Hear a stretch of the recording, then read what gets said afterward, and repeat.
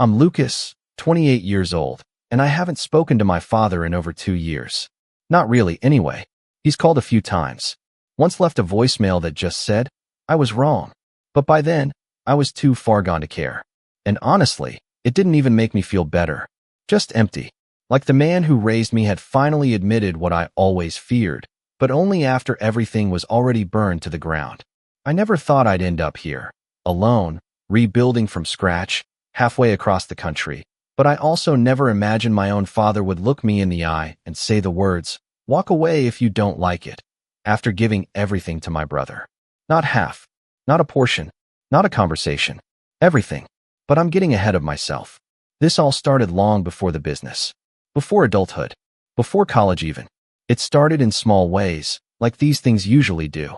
If you asked my dad, he'd swear up and down he raised both his sons the same.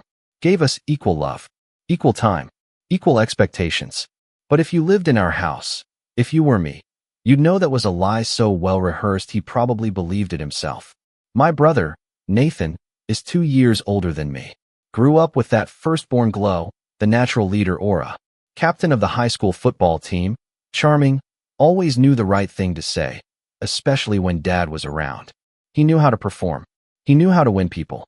And Dad, well, he loved winners. I was the quiet one. Bookish. I didn't push boundaries, didn't get into fights, didn't argue when things felt unfair. I just swallowed it. I think I assumed things would even out eventually. That people like me, the loyal ones, the ones who put their heads down and did the work, would get noticed in the end.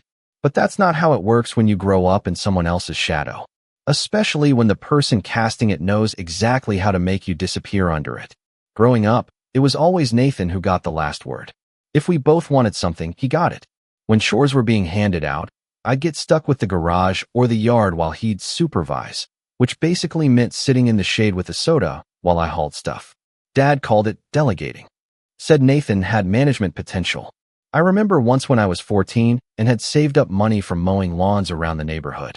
I'd been eyeing this secondhand laptop from a pawn shop downtown. It wasn't much, but it would have been mine. I was so proud. I brought it home, beaming, and showed it off. Nathan asked if he could borrow it to finish a school project. I said sure. He never gave it back. When I finally asked about it, he said he needed it more, and that I was being selfish. I brought it up to Dad, thinking, maybe for once, he'd have my back. But Dad just shrugged and said, it's all in the family, right? Like my hard work didn't matter because it didn't go to his favorite. That was the first time I remember really feeling invisible. But not the last. In high school, Nathan got into a fancy private university. Dad took out loans, cashed in a part of his retirement, and celebrated with a steak dinner. When it was my turn to apply, I didn't even ask for the same support. I knew better. I picked a state school with a decent business program and took out loans myself. Dad called it being responsible. Nathan? He was ambitious. Still, I didn't complain. I studied hard, got good grades, worked part-time jobs. I wanted to earn everything on my own. Maybe deep down I thought if I proved I didn't need the support, I'd earn Dad's respect that way. Spoiler, I didn't. After college, I came back home for a bit to help with the family business, a mid-sized distribution company Dad had built from scratch. Nothing glamorous, but solid. The kind of business that kept lights on in dozens of homes. He always said he'd built it for the next generation. I just didn't realize he meant one specific person. Nathan showed up about a year after me, jobless, broke, and still full of swagger. He said the corporate world wasn't for him, and that he wanted to get back to his roots. Dad welcomed him with open arms. Said it was good to have both boys under one roof again. But soon enough, it was clear who was actually in the roof and who was just holding it up. While I ran inventory, built systems, and handled client relationships, Nathan got the cushy side. Big handshakes, power lunches, meetings with Dad about vision. If a decision was made, I wasn't in the room. If credit was handed out, it landed squarely in Nathan's lap. I once caught him taking a client I had spent weeks courting and claiming he'd closed the deal. When I confronted him, he laughed. Relax, Lucas, he said. It's a team effort. Right. Things reached a turning point the day Dad called us both into his office. I remember the sun slanting through the blinds, casting these long bars of shadow across the desk like a prison. He didn't mince words. I'm stepping back, he said, leaning back in that creaky leather chair he always refused to replace. And I've made a decision. Nathan will be taking over as CEO. Just like that. No lead up. No conversation. No. Lucas, I appreciate everything you've done. Just a declaration. Like I wasn't even there. I sat in stunned silence. Nathan smirked, already leaning forward like he owned the place. Dad went on about legacy, about Nathan having the drive, and how I was better suited for support roles. It was like a knife sliding in slow. When I finally found my voice, I asked, quietly, "So what happens to me?" Dad's eyes met mine, cold and matter-of-fact. "You're free to stay, but if you don't like the direction we're going, you can walk away." Walk away. Like I was just some temp. Like the years I put in, the loyalty, the sacrifices, none of it mattered. I sat there for a long moment. I didn't argue. I didn't yell. I just nodded once, stood up, and left the office. That night, I packed my things. I didn't even say goodbye. Not to Nathan. Not to Dad. I left a short letter on my desk, handed my office key to the night guard, and drove away from the only life I had ever known. It wasn't until weeks later that I got the first call. Then another. Then a desperate voicemail. Something had gone very, very wrong. And that's when things really started to get interesting. When I left that night, I didn't cry. I didn't scream or throw a fit or smash anything on my way out. That wasn't me. I just drove. For hours. No destination in mind. Just letting the highway blur beneath me like I was trying to outdrive the ache in my chest. The pain wasn't sharp. It was hollow. Like a vacuum had opened up in my chest and sucked out everything I'd built over the last 10 years. All the weekends I stayed late. All the early mornings I opened the shop alone while Dad and Nathan were strategizing over brunch. Every time I bit my tongue instead of speaking up, I thought it was earning me something. Respect. Trust. Maybe a stake in the business one day. But it hadn't earned me anything. Not even a seat at the table. Eventually, I landed in a small town 3 states away, found a short-term rental with month-to-month rent, something low-key. Started freelancing a bit in logistics consulting to pay the bills. The kind of work that let me stay invisible. I needed that. Time to be alone. To process. I didn't tell anyone where I'd gone, not even Mom. And, yes, I should mention her. My mom passed away 5 years ago from a sudden stroke. It was one of those things that hit like a meteor out of nowhere. She was the buffer between Dad and me. The one who saw when something was unfair, even if she didn't always speak up. I think she did her best to protect me in small ways. Extra sandwiches in my lunch, quiet check-ins after Dad snapped at me for things he let Nathan slide on. After she died, it was like the last shred of balance disappeared from our home. Dad became harder, sharper, more certain that his way was the right way. And Nathan? He took it as a green light to do whatever he wanted. After I left, I expected them to go on without me. I figured Dad and Nathan would finally have their little kingdom, free of me dragging things down with my softness or overthinking. That's what Dad always called it when I tried to be thorough, when I asked questions or double-checked plans. He hated second-guessing, called it hesitation. He believed business was all about instinct, that gut feeling. I always thought it was about precision. I guess that made me expendable. But about 3 weeks after I disappeared, the calls started. First, 1 missed call from Dad's number. No voicemail. Then 2 more the next day. Then a text. "Call me." I stared at that message for a long time. Not out of anger. Not even out of pride. Just confusion. What could he possibly want? I hadn't heard a single word from him since that day in the office. No apology. No, "Are you okay?" Just silence. Now suddenly he wanted to talk? I didn't respond. A few days passed. Then came the voicemail. I still remember the exact words because I played them back more than once. Not out of sentiment, more like disbelief. His voice was trembling, genuinely shaken. "Lucas, it's your dad. I need to talk to you. Things aren't going well. Nathan's made a few bad decisions, and I need your help. Please call me back." Help. That word made me scoff out loud. I didn't call him back, but I started checking the company's website. Just curiosity at first. Then their social media pages, client reviews, industry forums. The cracks were showing. A few longtime clients had posted about late shipments. A couple hinted at miscommunications and mishandled inventory. One of our biggest vendors, a guy named Malcolm who always liked me, had posted something vague on LinkedIn about some companies forgetting who helped them get off the ground. Then came the first big headline in the local business journal. longtime distribution company facing major contract disputes. The article was thin on details, but it was enough to confirm what I already suspected. Nathan was running the business into the ground. Part of me felt vindicated. Another part just felt sad.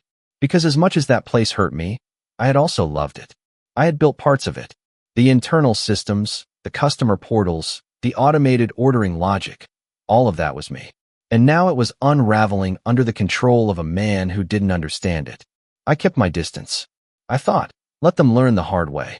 But then something happened that changed everything. A friend from back home, Emma, who used to work in accounting at the company, called me out of the blue. She'd been quiet since I left, probably afraid to get involved. But now she sounded frantic. "Lucas," she said, breathless. "I know you're trying to stay out of it, but you need to know what's going on." I hesitated. I figured Nathan's made a mess. "It's not just that," she said. He's blaming you." "What?" "I overheard him talking to some of the board members. He's been telling people the systems you built were flawed from the start, that you left him with a mess, and that's why things are falling apart. He even said you sabotaged the vendor relationships before leaving. He's rewriting everything." I sat there, stunned. That doesn't even make sense. "I know. Anyone who worked with you knows it's garbage. But the board? They're newer. They weren't around when you were handling logistics. They're buying it." Of course they were. Nathan had always known how to talk circles around people. And Dad? He probably let him. Or worse, encouraged it.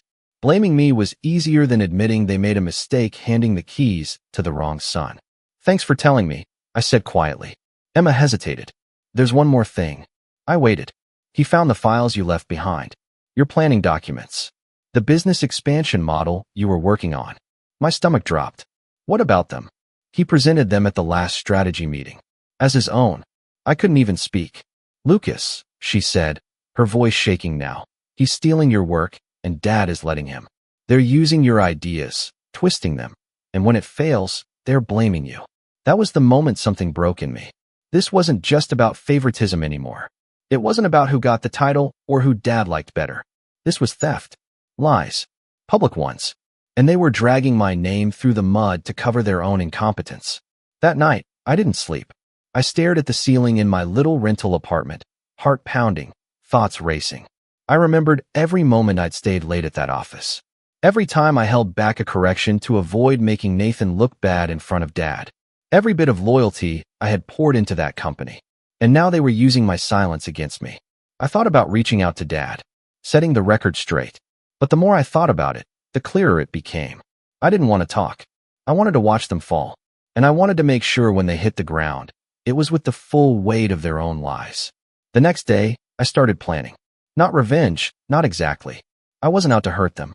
I just wanted the truth to surface. And I knew where the bodies were buried, so to speak. Every vendor Nathan had ghosted, I knew their pain points. I had emails, contracts, backup files. Every client relationship they had fumbled, I still had contacts, notes, even performance reports that showed exactly who was responsible for what. And that strategy model Nathan stole? I had the originals. With timestamps. With metadata. With internal drafts that had my name all over them. But I didn't act yet. Because I wanted the timing to be perfect. I wanted them to feel safe first.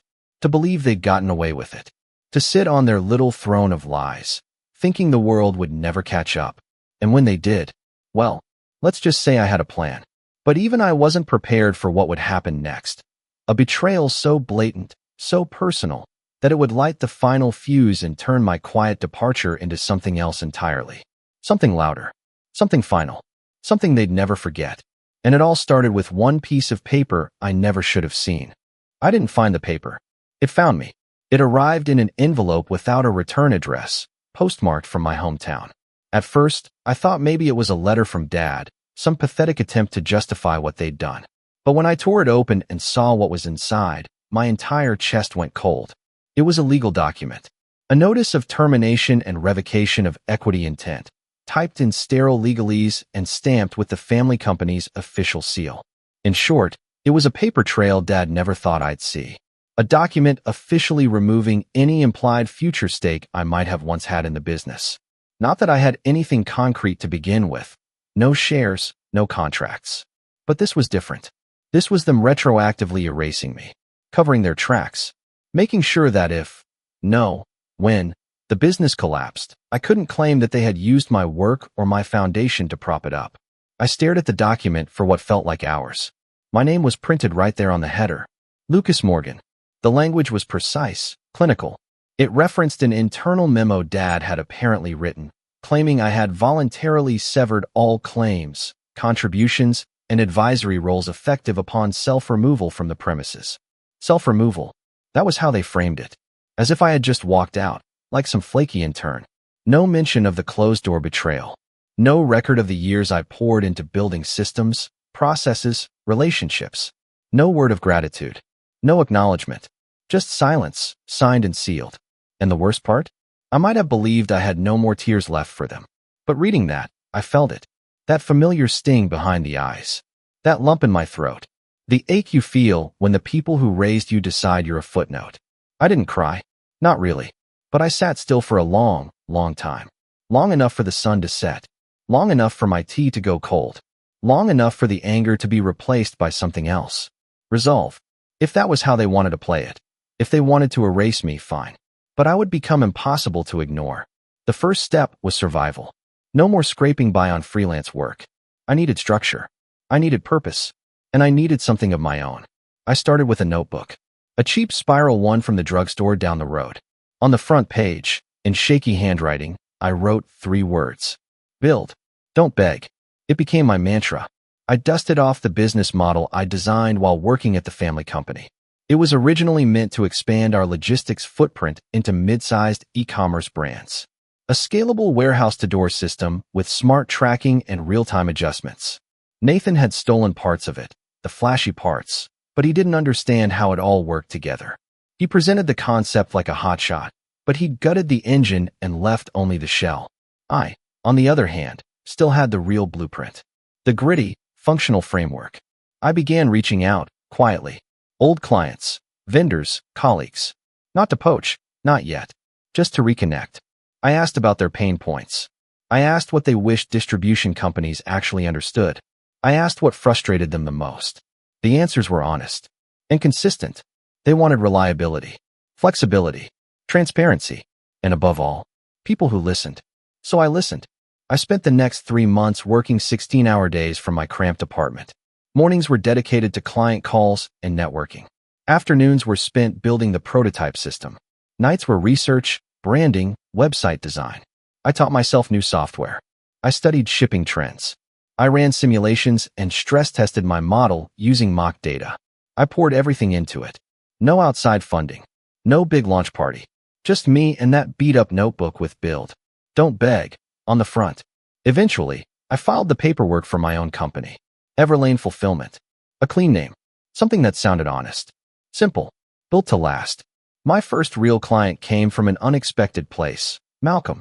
The same vendor who'd hinted at frustrations with my brother on LinkedIn. He'd always liked me.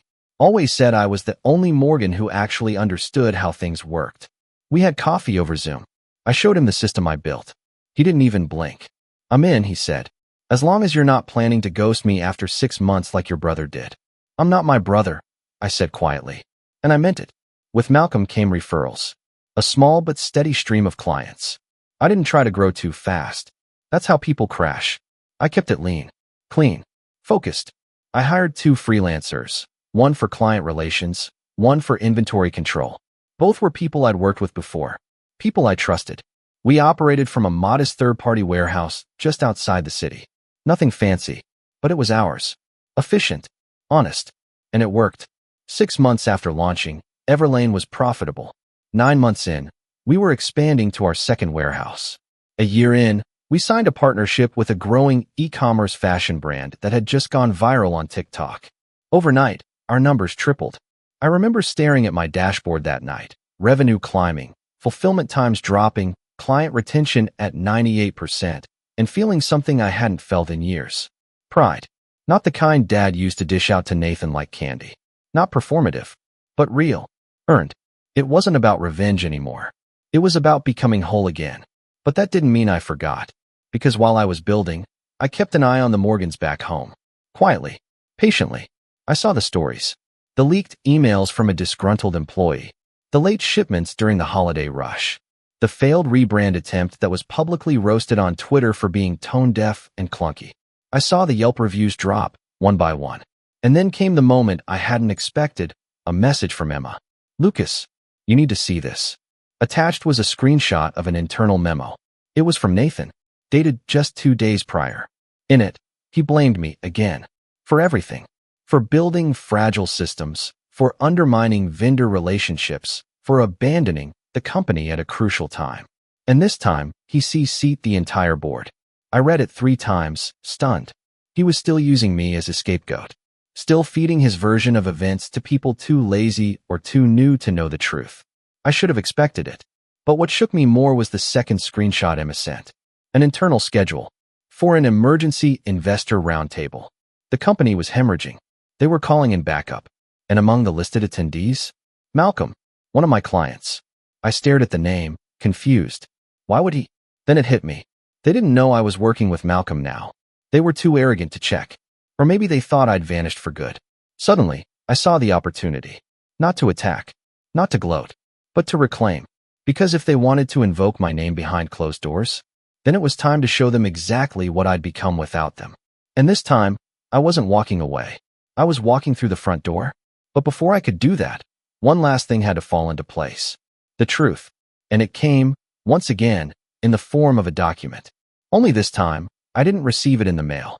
I found it, hidden deep in an old shared drive from the company's cloud account that someone had forgotten to revoke my access to. 1 folder, 3 files, and what I read in those documents. It changed everything. Because it proved, without a shadow of a doubt, that Nathan hadn't just stolen my work. He had been funneling money. And the signatures on those invoices? They weren't just his. One of them belonged to Dad. And in that moment, I realized. This went deeper than favoritism. This wasn't just about being the overlooked son. This was about fraud. And I had the receipts. I leaned back in my chair, pulse steady. For the first time in my life, I wasn't the one stuck in the shadows. And this time, they were about to see just how dangerous I could be when I stopped being quiet. I didn't sleep that night.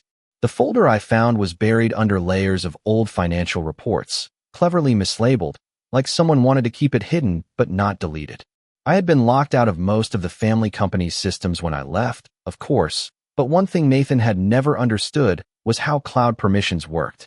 I had created most of the internal architecture for the company's backend systems, including the shared drives. And someone, maybe him, maybe Dad, had overlooked a single shared folder still tethered to my old work email. An orphan relic. The moment I realized I still had access, my heart kicked in my chest. I'd clicked through mostly out of nostalgia at first. Habit. Curiosity. But what I found was a digital paper trail stretching back over a year, starting before I left.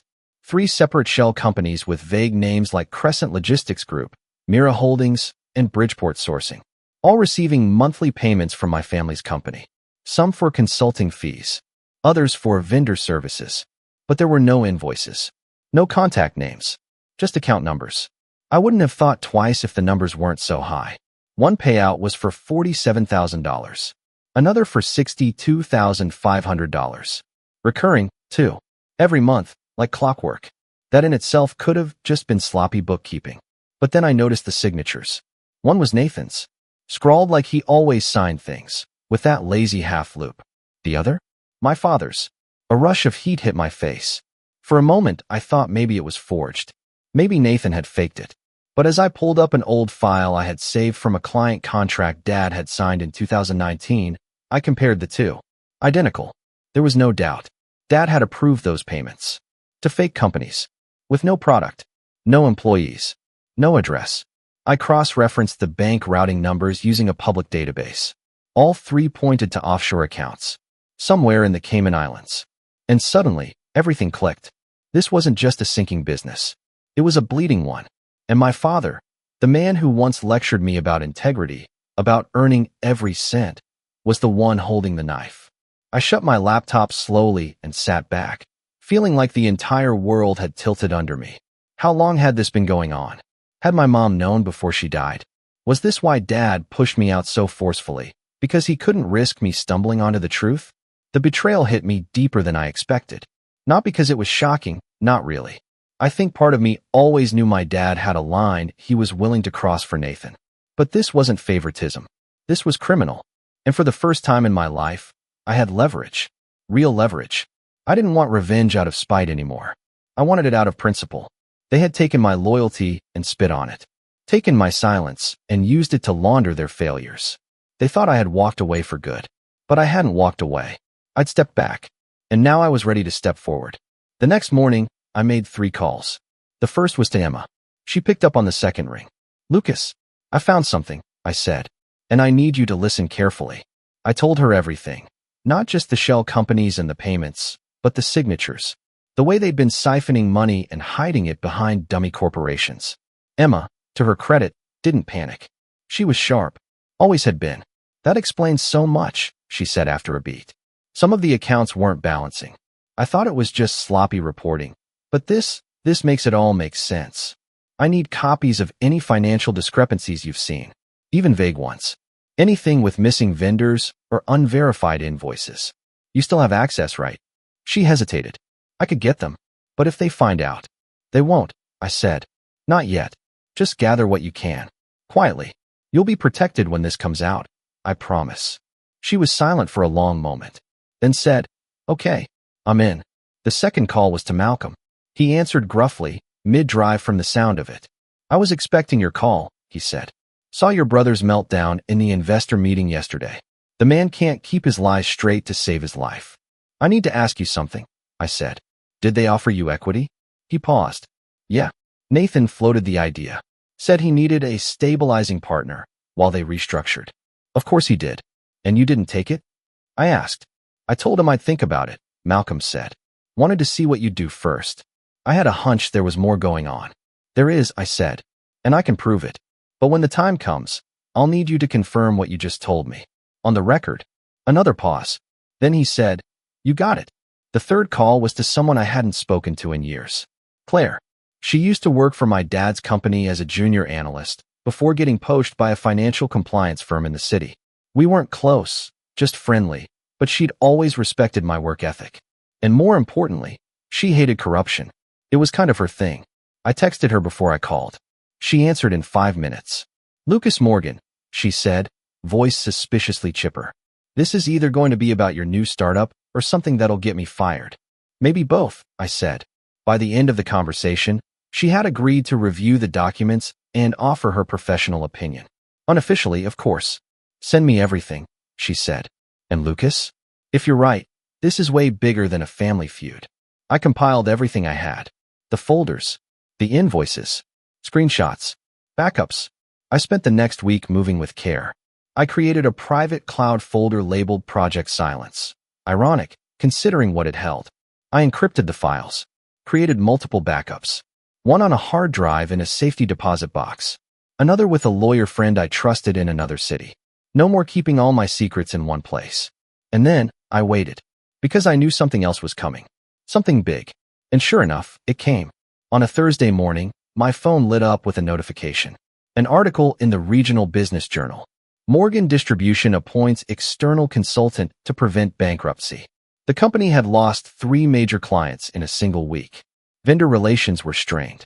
2 board members had stepped down, citing ethical concerns. The article didn't name Nathan directly, but it didn't have to. The smell of blood was already in the water. I called Malcolm. Are you ready? I asked. I've been waiting, he said. And then I made my move. I didn't go to the press. Not yet. I went to the board. I knew 3 names on the list from my time at the company. 2 of them had liked me.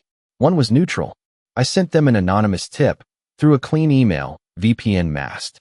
I attached just enough to raise alarm bells. And within 48 hours, I got the response I wanted. An internal audit was triggered.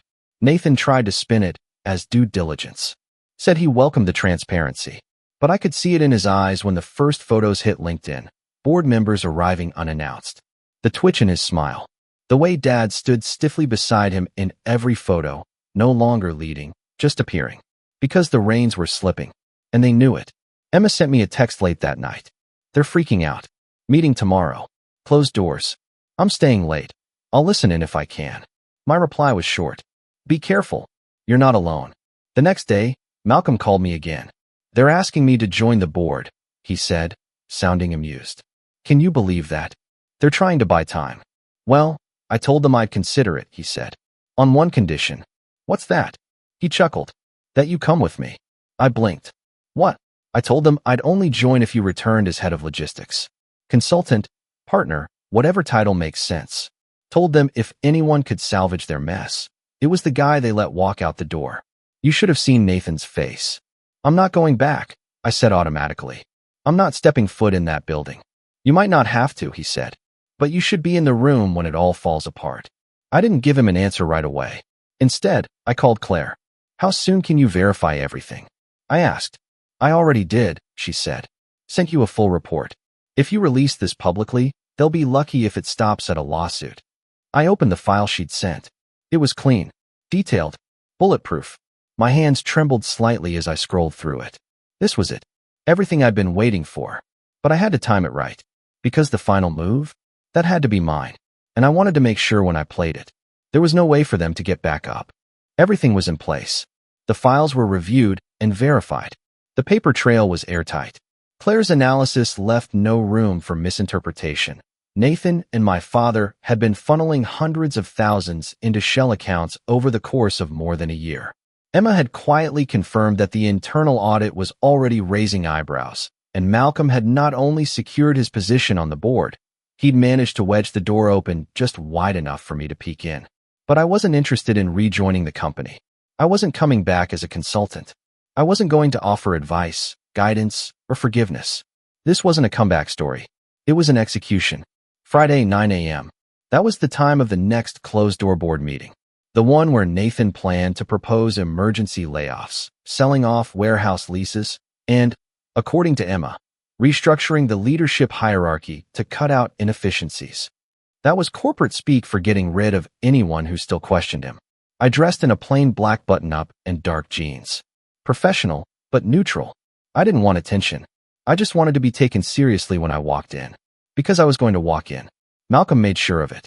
When I arrived at the building, the one I had practically built with my bare hands and sweat-soaked evenings, the security guard didn't blink. He buzzed me through the front entrance like it was 2018 and I was still the dependable kid showing up early. Emma met me just outside the conference room, her expression tense but energized. They don't know you're here, she whispered. Malcolm's stalling. Good. I walked past the glass wall and paused before entering. Through the frosted glass, I could see silhouettes. Nathan pacing. Dad sitting stiffly, arms crossed. Board members in varying states of exhaustion and discomfort. Then Malcolm raised his hand, as if to speak. That was my cue. I opened the door. The room fell silent. Every head turned. Chairs squeaked. The silence was a tangible thing. Thick, shocked, slightly confused. Nathan's face drained of color. Lucas. Dad's voice was thin, like the wind had been knocked out of him. Hi, everyone, I said calmly, walking to the far side of the room. I didn't sit. I stood, hands resting lightly on the back of an empty chair. Thanks for making time. Nathan was the first to recover. What is he doing here? He snapped, turning to Malcolm. This is a private. He's here because I invited him, Malcolm cut in smoothly. I told you I wouldn't finalize anything unless Lucas was in the room. Thought I made that clear. Nathan scoffed, trying to laugh it off. He doesn't work here anymore. He walked out, remember? Actually, I said, sliding a slim folder from my bag and placing it on the table, I was pushed out. Conveniently right before the financial misconduct started. The room stilled again. What is that? One of the board members asked. I opened the folder and handed the printed copies of Claire's report to each board member. Then I placed a USB drive in front of Malcolm. What you're looking at is a verified financial audit. Independent, neutral, and cross-referenced with the company's own bookkeeping, outlining over $720,000 in unaccounted transactions. I let the words sink in. And where did that money go? Another board member asked, skeptical. To 3 shell companies, I said, owned by the same offshore trust, all connected to personal accounts in the Cayman Islands. Accounts controlled by Nathan Morgan. Nathan stood abruptly, his chair screeching back. That's a lie. This is slander. No, I said calmly. It's not. And if you check the timestamps on the documents, you'll see something else. I pulled one final page from the folder. A copy of one of the approval memos. It had both their signatures. This one was co-signed by William Morgan, my father. Dad didn't say a word. His hands twitched slightly. His eyes darted across the table, looking for an escape, maybe, or a way to spin it. But he saw what I saw. No one was buying it. One of the board members leaned forward, flipping through the report. These numbers. This is real. It's real, Malcolm confirmed. I had it reviewed independently. Everything matches.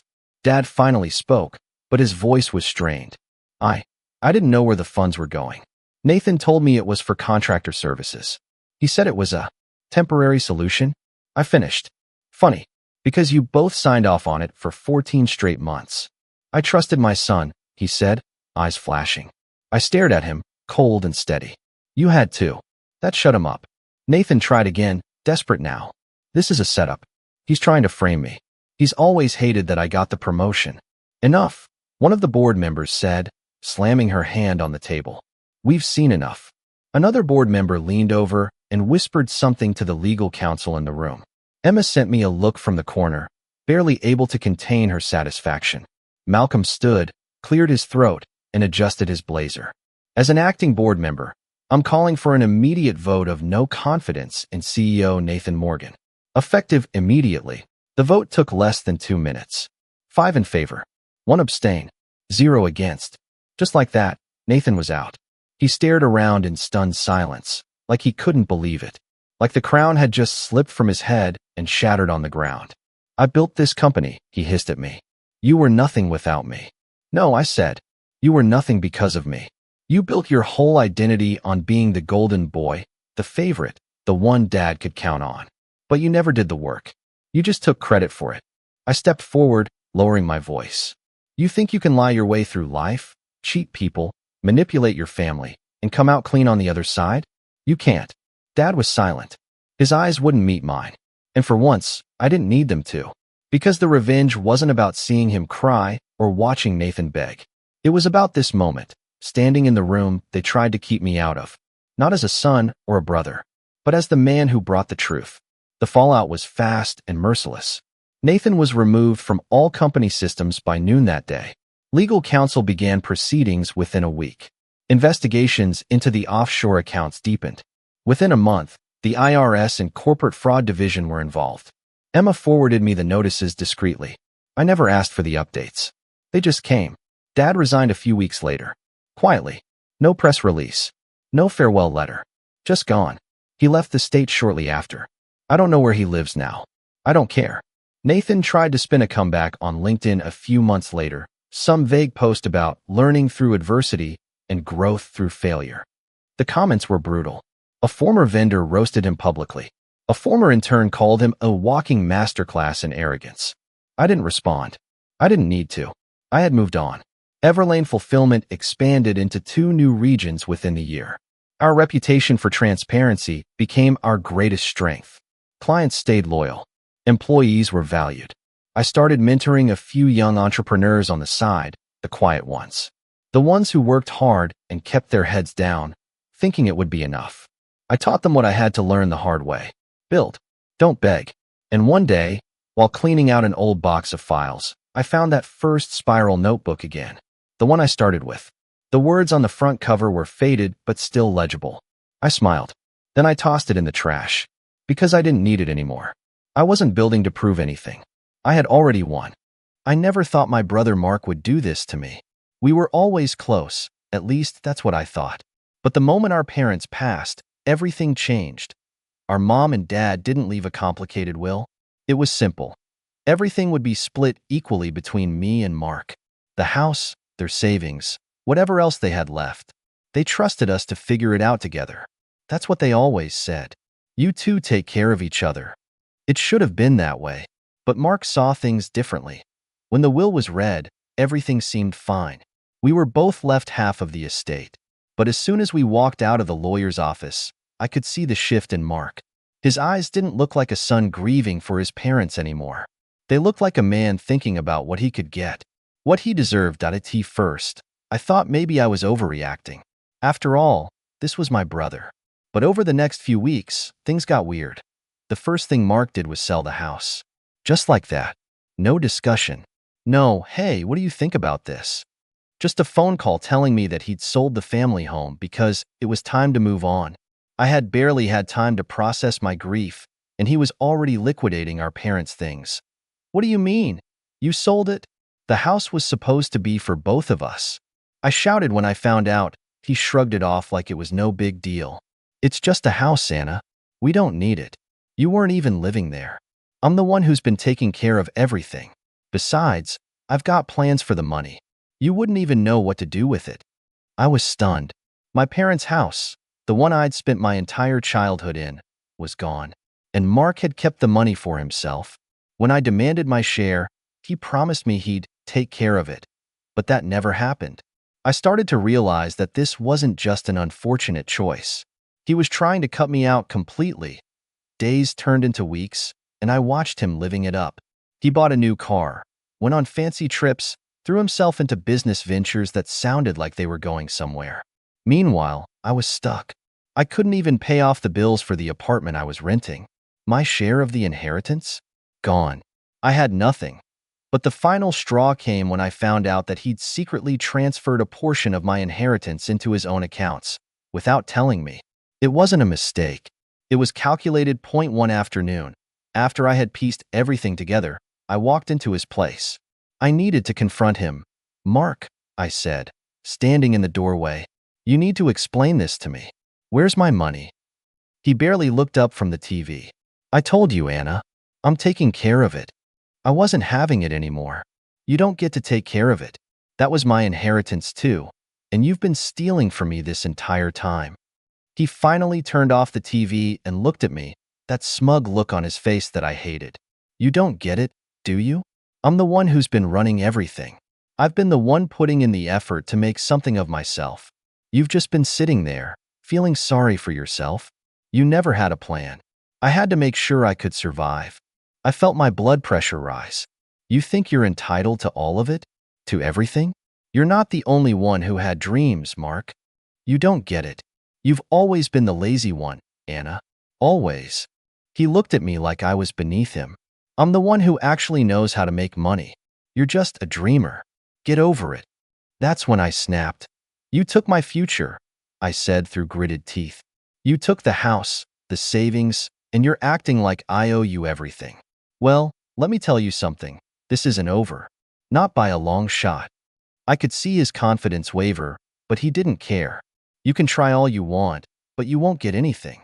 The money's mine now. And just like that, he had crossed the line. I left his apartment, but I wasn't done. I had a plan, and it was time to make my move. First, I started tracking every transaction I could find. All of Mark's business deals, his investments, the accounts he had set up with my money. Every little thing he was doing to cover up his tracks. But the most important thing? I had one card left to play. The inheritance he forgot about, the one that could have ruined his reputation. He was so sure he was untouchable that he didn't even notice the danger creeping up behind him. And when I exposed it, when I exposed everything, that's when his world would come crashing down. But I wasn't going to do it just yet. First, I had to make sure I had all the pieces in place. The first thing I did was hire a lawyer. Not just any lawyer, someone who specialized in trust and estate law. I knew Mark had been too careless with his moves, and I had to make sure I covered every angle. If there was one thing my parents taught me, it was that you never go into a fight without being prepared. It wasn't easy. My lawyer, Grace, wasn't thrilled about the idea of going after my brother, especially with the family being so involved. But she could see the facts. Mark had broken the rules. He'd manipulated documents, forged signatures, and hid large sums of money in offshore accounts. But the real kicker? He'd gotten himself into more trouble than I could have imagined. When Grace ran a background check on Mark, we found out he wasn't just being shady with my inheritance. He was also in serious debt. His business ventures were all funded by high-interest loans, and if one thing was clear, it was that he was sinking fast, so I waited. I watched him spend recklessly, holding on to this illusion that everything was going to work out for him. But it wasn't. Then, one day, the phone call came. Anna, we found it, Grace said, her voice low. Mark's been using your money as collateral for a loan with a private lender. It's a loan he can't pay back. If we act fast, we can expose everything. I felt a rush of adrenaline. This was it. Mark had dug his own grave, and now it was time to push him into it. The next day, I showed up at Mark's place, feeling more determined than ever. I had my evidence in hand, ready to confront him. He was lounging on the couch, scrolling through his phone, acting like nothing was wrong. "Mark, we need to talk," I said. Standing in the doorway, he didn't even look up at first. "What now? Are you still whining about the house?" I stepped into the room, placing a folder on the coffee table. "No, it's not just about the house anymore." He glanced up at me, rolling his eyes. "What are you trying to pull now, Anna? I told you, there's nothing left. Get over it." I opened the folder and slid a series of documents across the table. "You're in serious trouble, Mark. The money you've been playing around with? It's not just my inheritance. You've been using it to cover your debts, and now the lender wants their money." His expression faltered for the first time. "What are you talking about?" he muttered, grabbing the papers and scanning them. "I've got everything right here," I said, watching as the color drained from his face. "You thought you could do this to me and walk away clean, but you're about to lose everything." His hands shook as he held up a piece of paper. "This isn't real. You can't do this. I'm going to make sure you do the right thing," I interrupted, my voice icy. "Either you pay me back what you owe me, or I'll make sure this all comes out. I'll go straight to the lender, tell them what you've been doing, and watch you lose everything. The house, your car, your so-called businesses. I'll make sure the world knows what you've done with our parents' legacy." For a moment, Mark just sat there, staring at me like he was processing everything. He opened his mouth to say something, but no words came out. I could tell he was panicking. He didn't know how to talk his way out of this one. "I'll give you a week, Mark. A week to come up with a plan. If I don't hear from you by then, I'll expose everything. This is your last chance." He stood up quickly, his face turning red with anger. "You think you can control me, Anna? You think you can push me around like I'm some idiot? I'll destroy you first." I didn't flinch. "You already have. But I'm not going down without a fight. Not anymore." With that, I turned and walked out of his apartment, feeling a weight lift off my shoulders. But as I walked away, a sick feeling crept into my stomach. Mark was dangerous when he was backed into a corner. He had a way of manipulating people, of making them doubt themselves. He wouldn't go down quietly. I knew I'd won the battle, but I wasn't sure I was ready for the war that was coming. The next few days felt like I was walking on a tightrope. Mark hadn't reached out. I wasn't sure if that was a sign he was planning something, or if he was just too rattled to act. I couldn't shake the feeling that I had given him too much time, that maybe he was scheming something behind the scenes to turn the tables on me. I spent hours with Grace, making sure every detail of our plan was airtight. The last thing I needed was to miss something crucial that could blow up in my face. Then, exactly a week later, Mark called. I was sitting at my desk when my phone buzzed. The name, Mark, lighting up the screen. My heart skipped a beat. I almost didn't pick up. Part of me wanted to make him sweat, but I knew I couldn't afford to make the wrong move. I hit accept. "Anna," he said, his voice sounding different, wearily calm, like he had finally realized he had no choice. "We need to talk." I forced myself to stay composed. "I'm listening. I'll give you what you want. I'm not going to let this blow up. But there's something you need to know first." His voice wavered, almost pleading. I'm in deeper than you think." I clenched my fists. "What do you mean, deeper?" There was a long pause on the other end of the line. Mark sighed. "The money I borrowed wasn't just to cover my personal debts. There's more. I got involved with the wrong people, Anna. There are people who don't take kindly to defaults. If I don't pay them back soon, they're coming after me. And you." My stomach dropped. "What are you talking about? Why didn't you tell me this before?" "I didn't think it would get this bad. I never thought you'd catch on. But now I need your help, Anna. I'm asking you, no, begging you. Let me keep what I have left.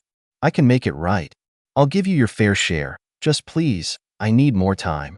The desperation in his voice was almost convincing. Almost. But I knew better. This wasn't about me anymore. It was about him trying to hold on to whatever scraps he could. "Why should I believe you?" I asked, my voice sharp. "You've already lied, manipulated, and stolen from me. Why would I risk everything for you?" I'm not asking you to risk everything. Just trust me. Let me fix this. He sounded almost frantic now. If you go to the lender, they'll come after me. They'll ruin both of us. You won't get anything. I could practically hear the panic in his voice. It was the same panic I'd seen in his eyes when he realized I wasn't backing down. But the more he begged, the less I felt like I owed him anything. I had no intention of letting him wiggle out of this. Mark, I'm not your safety net, I said firmly. You've burned that bridge. You're on your own. But if you want to keep pretending you still have a future, fine. I'll let you have your last shot. But it's not going to be easy for you. And if I so much as see you try to pull anything else, I'll expose everything. No more chances. There was a long pause before he spoke again. Fine. You win. But just know this. I won't forget what you've done. I'll make you regret this. I hung up without another word. My heart was pounding in my chest, but I felt a strange sense of relief. I had set the stage. The next move was mine, but I couldn't ignore what Mark had said. The wrong people. What had he gotten himself into? And how far would he go to keep up his facade? I reached out to Grace again, telling her about the conversation. She warned me that this could spiral into something far worse, but we were both certain the final nail in Mark's coffin was coming. He just didn't know it yet. Still, as much as I felt like I was winning, I couldn't shake the feeling that this game wasn't over. Mark was dangerous, and if he truly had gotten involved with the wrong people, he wouldn't hesitate to drag me down with him. Then, I got a call that made my blood run cold. It was from the private lender Mark owed money to. Ms. Wright, we've been trying to get in contact with your brother, the voice said, its tone icy and businesslike. It seems he's disappeared. My stomach twisted. What do you mean, disappeared? We've been unable to reach him for days. He's missed his payments, and now it's more than just money. We'll be coming to speak with you about your involvement. I felt a chill run down my spine as I sat frozen, holding the phone to my ear. The voice on the other end was calm, but the words carried a weight I couldn't ignore. You're coming after me? I managed to say, my throat dry. The voice didn't soften. We have reason to believe your brother has been using your inheritance as collateral for loans that have gone unpaid. We've been in touch with him, but he hasn't responded. If you don't cooperate with us, we'll have to pursue other measures. I couldn't breathe. This was worse than I thought. Not only was Mark buried under a mountain of debt, but now he was dragging me into it. They wanted to involve me, make me a part of his mess. My brother, the same person who'd stolen everything from me, was now trying to pull me into his disaster even deeper. Why would you think I'm involved? I asked, struggling to keep my voice steady. I have nothing to do with his loans or business deals. The papers we have show you as a co-signer on the debts, the voice said flatly. We believe you've been complicit in some of his dealings. I felt my stomach twist into knots. This wasn't just about money anymore. This was about my name, my reputation. They were trying to pin all of it on me. I fought to keep calm. I'll need time to look into this. I'll be in touch with my lawyer. Don't take too long, the voice warned. You'll want to act fast. The call ended, and I stood there for a moment, trying to process what had just happened. My legs felt weak beneath me. Mark had put me in a position where I could lose everything I had left. It wasn't just my house, my savings. This was my future. I picked up the phone and dialed Grace's number. Anna? Grace answered, her voice warm but strained. What's going on? I filled her in, telling her about the call from the lender. When I finished, there was a long pause. This is bad, Anna, she said quietly. It sounds like Mark has sold you out, trying to drag you into his mess to protect himself. We need to act quickly before this spirals any further. I felt the anger building inside me again. Mark had ruined everything. First, he stole the house, then the savings, then my future, and now, he was trying to drag me into his debt hole. How could he do this to me? I spent the next few hours pacing, trying to think of any way out. The lender was right. If they could prove I was involved, I would be just as guilty as Mark. But if I confronted him now, would he lie his way out of it again? Then it hit me. This wasn't about playing nice anymore. This was about survival. And I wasn't going to let Mark or anyone else destroy my life. Not without a fight that I reached out to a few contacts, gathering information about the lender. I couldn't just sit back and let them push me around. If Mark had been involved in illegal dealings, I had to know the full extent of it.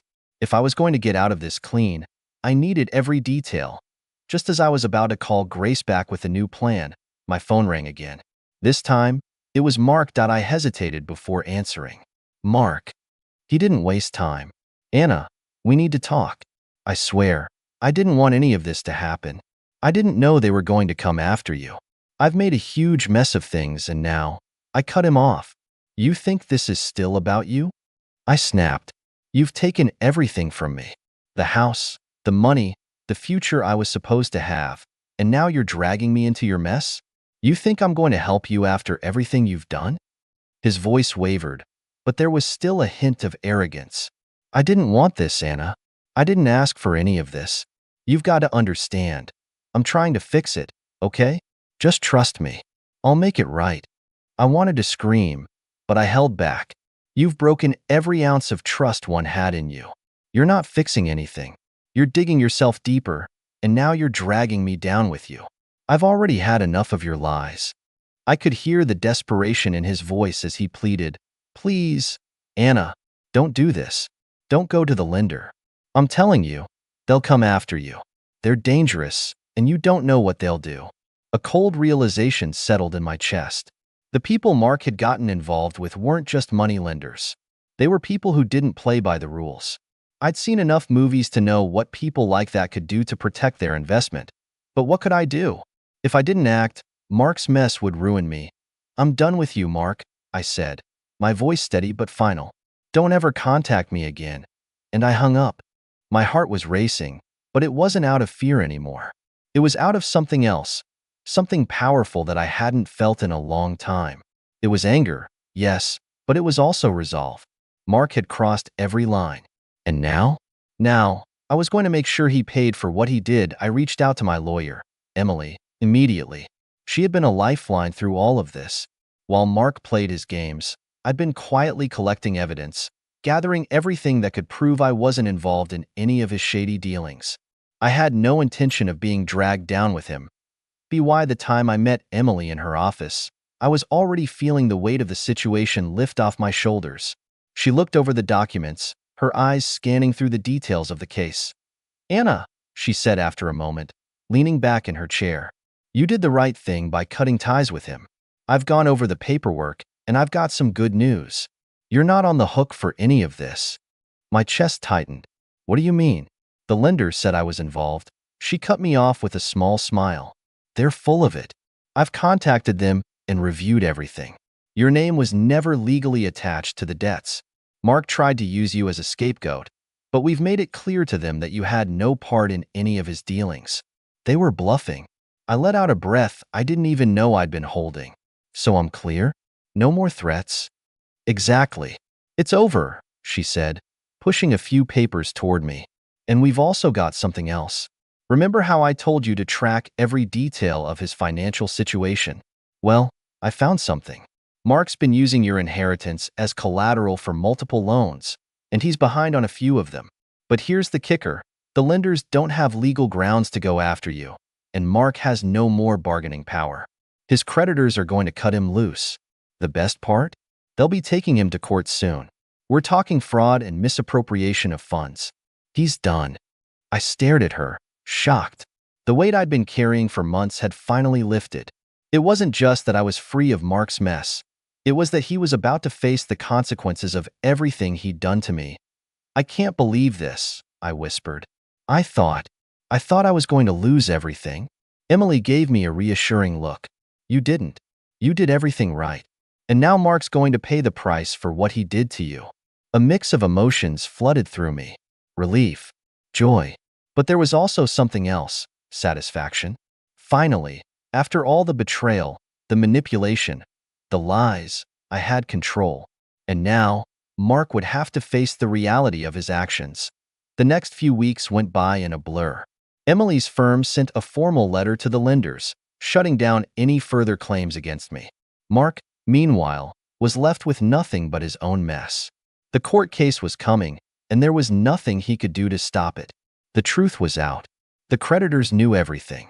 His lies had finally caught up to him. I stayed out of it. The last thing I needed was to get tangled up in his mess any longer. My focus shifted to rebuilding my life, starting with my house. I took back what was rightfully mine, and with Emily's help, I even started a plan to start fresh. For the first time in a long time, I was excited about the future. A month later, I ran into Mark at a coffee shop. I had to admit, seeing him, looking haggard and broken, his once confident demeanor shattered, felt oddly satisfying. He didn't recognize me at first, and when he did, his face twisted into a mixture of disbelief and anger.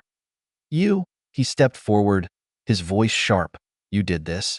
You had me thrown under the bus?" I gave him a cold, steady look. "No, Mark. You did this to yourself. You played your cards wrong, and now you're reaping the consequences." His hands clenched into fists, but he didn't move. There was nothing left for him to say.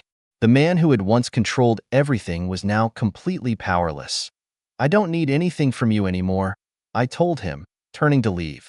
"You lost it all, and you're going to keep losing until you understand that." For the first time, I wasn't angry. I wasn't scared. I was simply done. As I walked away, I felt a strange sense of freedom wash over me. No more manipulation. No more guilt. I had taken control of my life, and it was mine again. The revenge wasn't in the destruction I could have caused. It was in the fact that I walked away stronger, more determined, and with my future finally in my hands. And Mark? Well, he was left with nothing. What do you think? Was my revenge too much, or did Mark get exactly what he deserved? Let me know your thoughts in the comments. I'm Thomas, 29, and I've always been the responsible one in my family. You know how every family has that one person who ends up being the glue that holds everything together, even when no one asks them to? That's me. For as long as I can remember, I've been the one people call when their car breaks down, when rent is late, when they need someone to dog sit at the last minute. And I've never really minded, at least not until recently. A couple of years ago, I landed a pretty good job in IT, saved aggressively, and managed to buy a small apartment in a decent part of town. It's nothing fancy, but it's mine. At the time, my younger sister Mia, 26, was between places after a breakup with her boyfriend. I told her she could crash at my apartment for a couple of months until she found her own place. That was over a year ago. At first, it was fine. We got along well enough, and I honestly liked having some company. But slowly, the dynamic started to shift. Mia got comfortable, too comfortable. She stopped looking for a place, started leaving her stuff all over the apartment, and treated my living room like her personal closet. She doesn't pay rent, she doesn't clean up after herself, and she's turned my place into a hangout spot for her friends. What made things worse is that my stepmom, Karen, yes, her name is actually Karen, loves to encourage this behavior. She's been telling Mia she deserves to stay as long as she wants because I have more than I need. That's been Karen's go-to line my whole life. If I work hard and buy myself something nice, I'm rubbing it in. If I say no to helping out, I'm selfish. It's exhausting. The other night, we were all having dinner at my place. Me, Mia, and Karen. I had just finished cleaning the kitchen after cooking for them, which was already annoying because I'd had a long day at work. I sat down to finally eat when Mia made some snide comment about how I never bring anyone over and how quiet my life must be. I tried to laugh it off, but then she looked me dead in the eye and said, "No wonder you're single. No woman would put up with you." Karen laughed so hard she nearly spilled her wine. "She's not wrong," she added between giggles. Something inside me just snapped. I'd been swallowing little jabs like that for months, comments about my job, my weight, my social life. But this one hit differently. I felt my face get hot, but instead of yelling, I smiled. Calmly. Too calmly. "Mia," I said, setting down my fork. "Must be nice living rent-free." I let the silence hang for a second. "Oh wait, not anymore. You're out of my apartment by tomorrow." Both of them just stared at me like I'd slapped them. Mia blinked a few times before bursting into laughter, thinking I was joking. "Yeah, okay," she said, waving me off. "I'm serious," I said. "Pack your things. You've got until tomorrow." Karen's jaw dropped. "Thomas, don't be ridiculous," she said, her tone shifting from amused to outraged in seconds. "She's family. You can't just throw her out." "Watch me," I said, standing up and clearing my plate. The air was thick after that. Karen muttered something about me being cruel and ungrateful, but I didn't respond. I just went to my room, shut the door, and sat on my bed in silence for a while, my heart pounding. I couldn't tell if I was proud of myself or terrified of what was coming next. And sure enough, this morning I woke up to a barrage of texts from Mia, half of them angry, half of them guilt-tripping me about how she has nowhere to go. Karen has been calling nonstop, leaving voicemails about how I'm tearing the family apart and kicking a young woman out onto the street. But here's the thing, I'm not backing down this time. Something about last night made me realize I've been letting them walk all over me for years. I don't know exactly what's going to happen tomorrow when she actually has to leave, but I know one thing. This is the first time in a long time that I feel like I'm standing up for myself. And if they think I'm bluffing, they're about to find out how serious I am. The next morning started with the sound of banging on my bedroom door. I groaned, rolled over, and checked the time, 7:12 a.m. Too early for this nonsense. Thomas. Mia's voice was sharp, almost theatrical. We need to talk about last night. I dragged myself out of bed, opened the door, and was met with Mia standing there with her arms crossed, wearing my hoodie, another thing she'd borrowed and never returned. Her hair was a mess, but her expression was pure fury. "You're really going to kick me out?" she demanded, stepping into my room uninvited. "Yes," I said flatly, still half asleep. "We already talked about this." "Talk," she scoffed. "You just announced it like some dictator. You can't just decide something like that without giving me time to figure things out." "You've had over a year to figure things out," I said, rubbing my temples. "This isn't a shock. You knew this wasn't permanent." She rolled her eyes so hard I thought they might get stuck. "Oh, don't act like you're some saint. You practically begged me to move in because you were lonely. And now what? You're kicking me out because I made one little joke? Grow up." It was like a switch flipped inside me. "Mia, it wasn't one joke. It's every little comment, every dig, every time you leave your dirty dishes in the sink and expect me to clean up. You treat my place like a free Airbnb and me like your personal butler." She let out a humorless laugh. "Wow, you really do love to play the martyr." Poor Thomas, stuck with his horrible little sister who eats his food and sits on his couch. Cry me a river. Before I could reply, my phone buzzed on the nightstand. It was Karen, calling for the 5th time that morning. I didn't answer, so she texted instead. "Thomas, you need to calm down and apologize to your sister. This is not how we treat family. Call me ASAP." I ignored it, but Mia snatched up the phone and read it out loud with a smirk. "See? Even Mom agrees you're overreacting." "She's not my mom." I snapped, perhaps more harshly than I intended. Mia froze for a moment. Then her face twisted into a cruel little smile. "There it is," she said softly, almost delighted. "You've always hated her, haven't you? You think you're better than all of us because you have a job and a little apartment." I felt the heat rising in my chest again. I don't think I'm better than anyone. I just want to live like an adult, without being treated like an ATM or a doormat. Mia's smile disappeared. She grabbed my hoodie tighter around herself and stormed out of my room, slamming the door so hard it rattled the frame. The rest of the morning was a tense standoff. She stayed in the living room, blasting music from her phone while I got ready for work. When I came out to grab breakfast, she had spread her makeup and clothes all over the couch like some kind of territorial animal marking its space. I stepped around it silently, grabbed my coffee, and left. At work, I couldn't focus. Every time I glanced at my phone, there was another missed call or text from Karen. By lunchtime, there were over a dozen messages, some scolding, some pleading, all designed to make me feel guilty. "Your sister is crying. Do you really want her out on the street? This is cruel, Thomas. I raised you better than this." That last one made me laugh bitterly. Karen didn't raise me. She married my dad when I was already a teenager, and to this day, she treats me like some stubborn stepson she has to fix. When I got home that evening, I was braced for a fight. Sure enough, Mia and Karen were sitting together on the couch, waiting for me. "Oh good, you're finally home," Karen said, like I was a child who'd missed curfew. "What are you doing here?" I asked, setting my bag down slowly.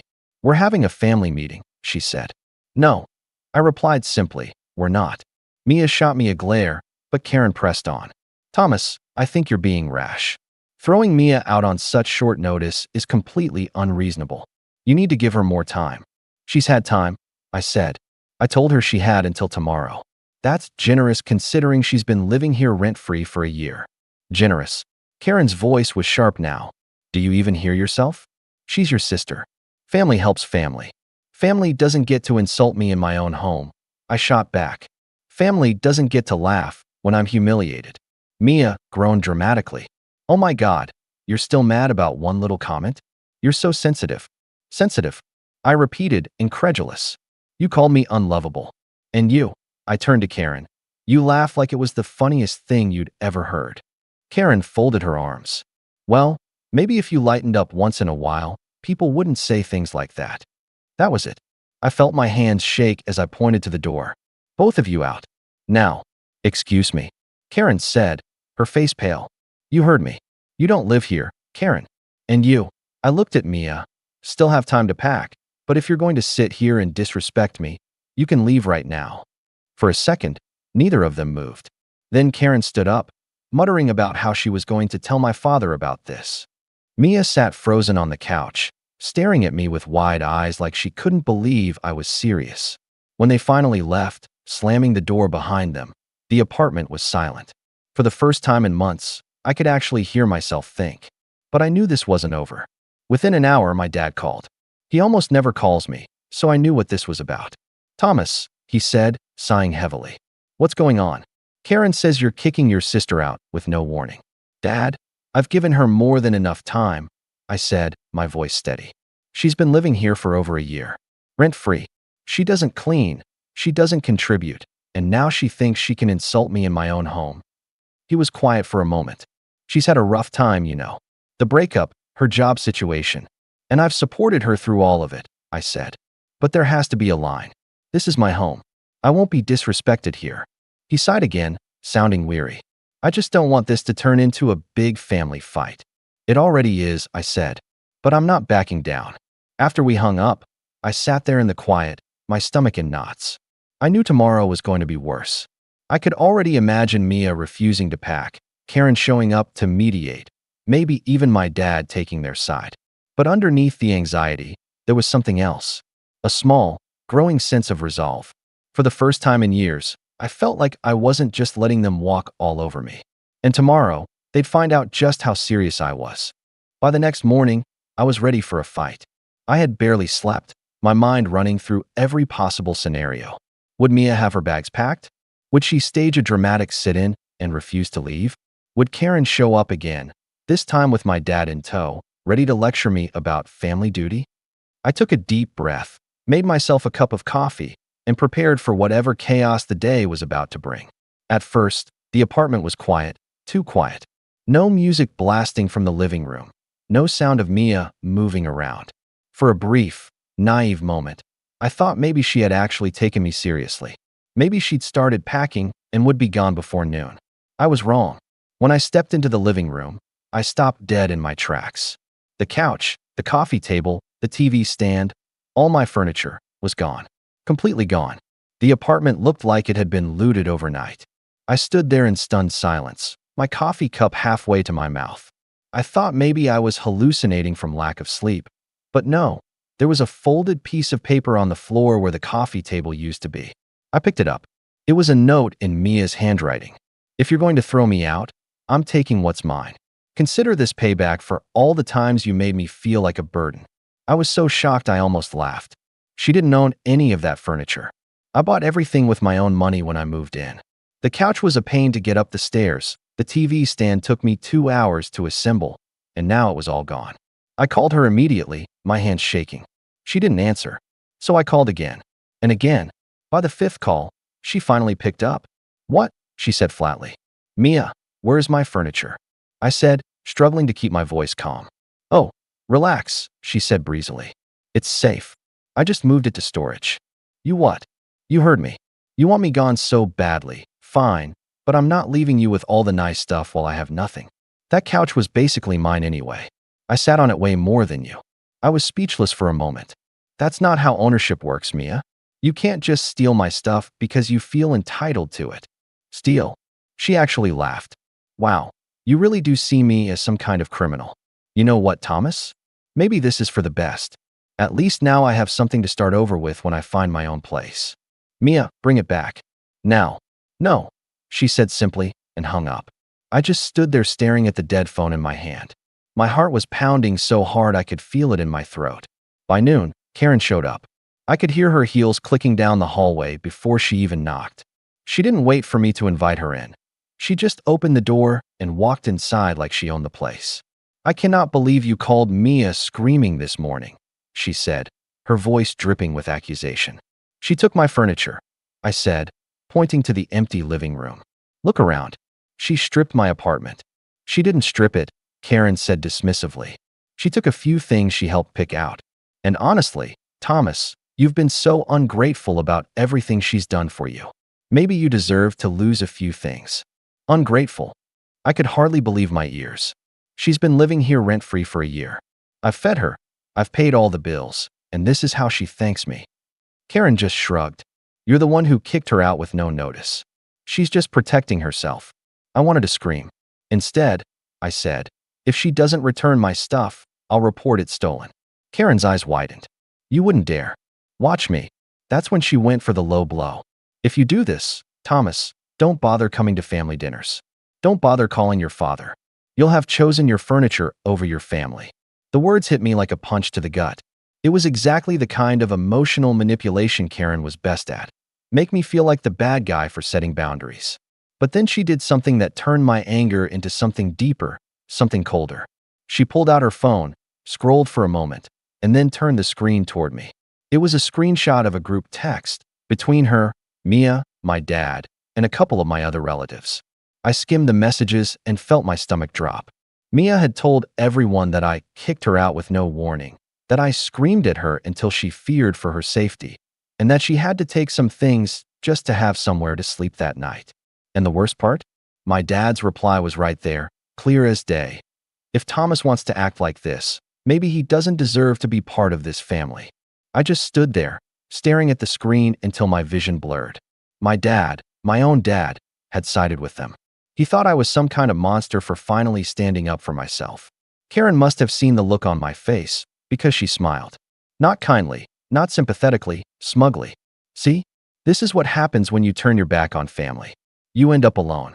I don't remember telling her to leave, but I must have, because a few minutes later, I was sitting on the floor of my empty living room, listening to the echo of the door slamming shut behind her. For the first time in a long time, I felt completely hollow. Not just angry, betrayed. I had always believed that deep down, even if we fought, my family would have my back. But now I was starting to realize they'd been using me as a safety net, a convenient provider, someone to blame when things went wrong. And now, I was the villain in their story. As I sat there, staring at the space where my couch used to be, something inside me hardened. If they wanted me to be the bad guy, fine. Maybe it was time I stopped trying to win their approval and started protecting myself. But first, I had to figure out how far they were willing to go. That night was the quietest night my apartment had ever seen. I sat there on the floor for hours, staring at the blank spot on the wall where my TV used to be. It felt like the silence itself was mocking me.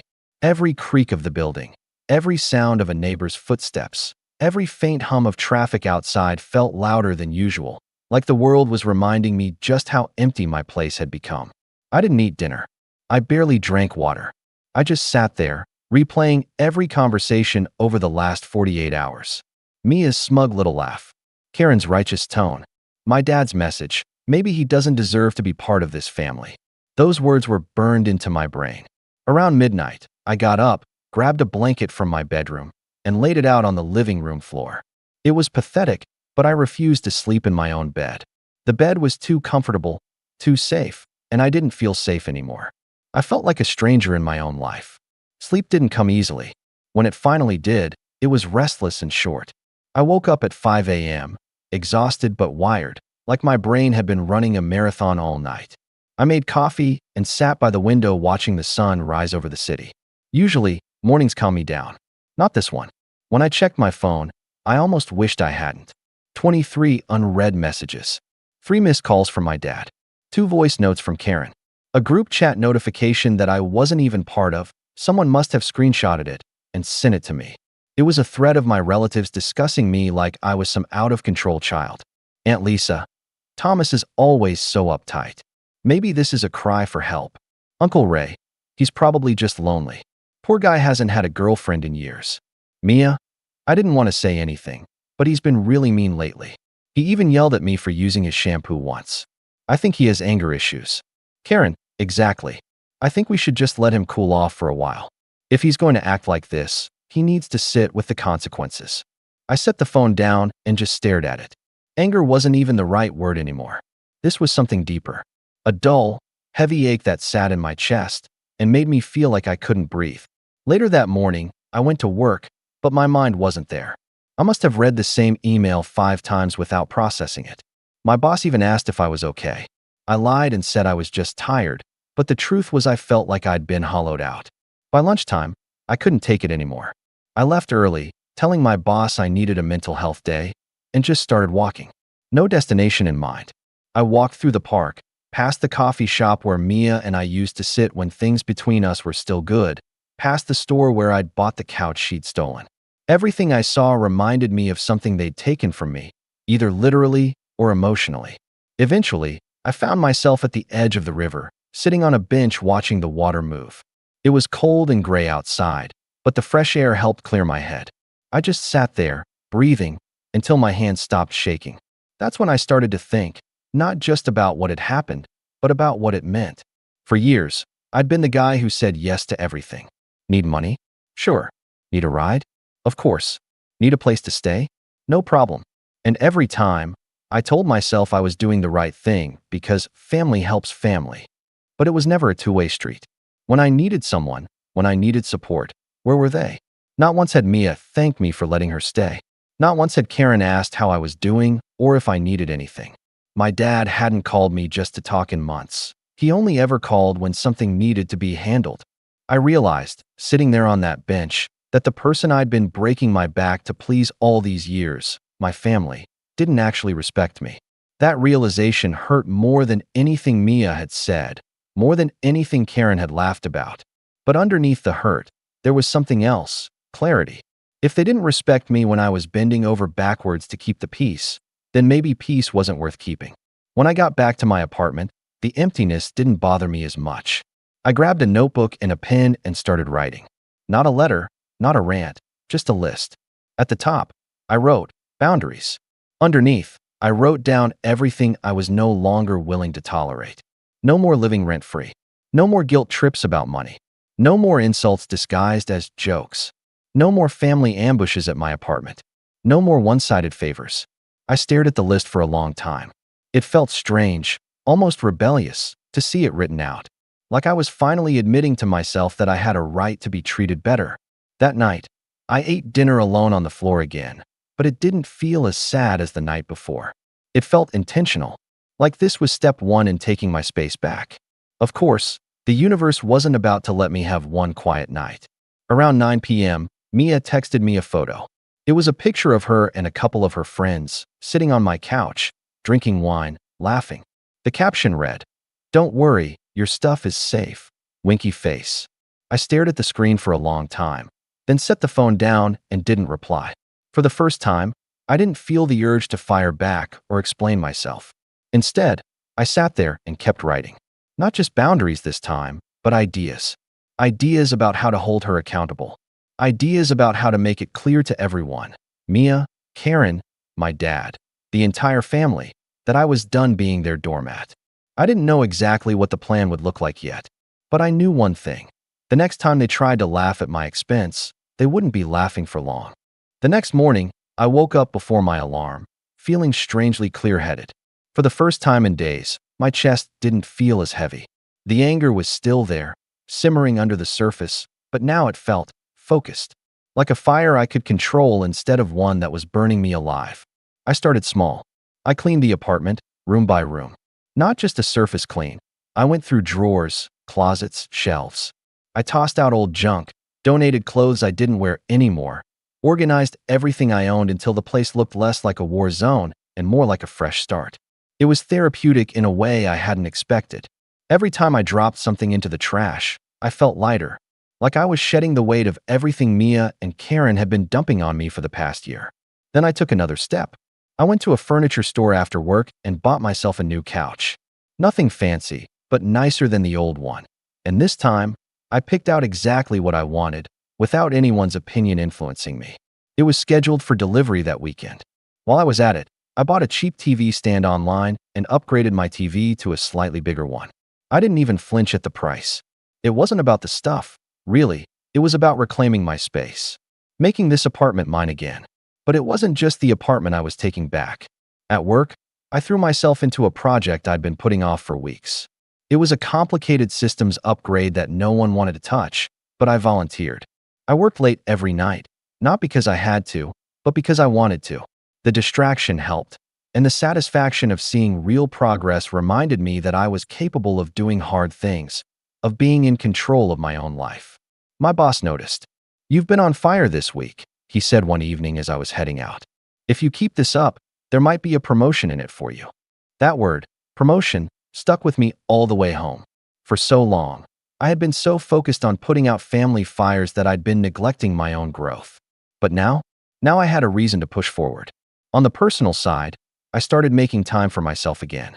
I went to the gym for the first time in months. The first workout was brutal. I could barely lift my arms the next day, but I kept going back. The physical pain was almost cathartic, like I was burning out the poison of the last year. I also reached out to a few friends I hadn't seen in a while. For months, I'd been canceling plans, too drained from dealing with Mia's drama to socialize. But when I met up with them for dinner, I realized how much I'd missed just laughing, talking about normal things, being around people who didn't see me as a walking wallet or a free place to crash. One night, I told one of my closest friends what had been happening. "You let her live with you for a year? Rent-free?" he asked, eyes wide. "Yeah," I admitted. "Dude, you're a saint." Or you were. Good for you for finally standing up for yourself. Hearing someone say that out loud, "Good for you," hit harder than I expected. I'd been so wrapped up in my family's version of events that I'd started to question whether I really was the bad guy. But no, I wasn't wrong for drawing a line. The next day, I took a bigger step.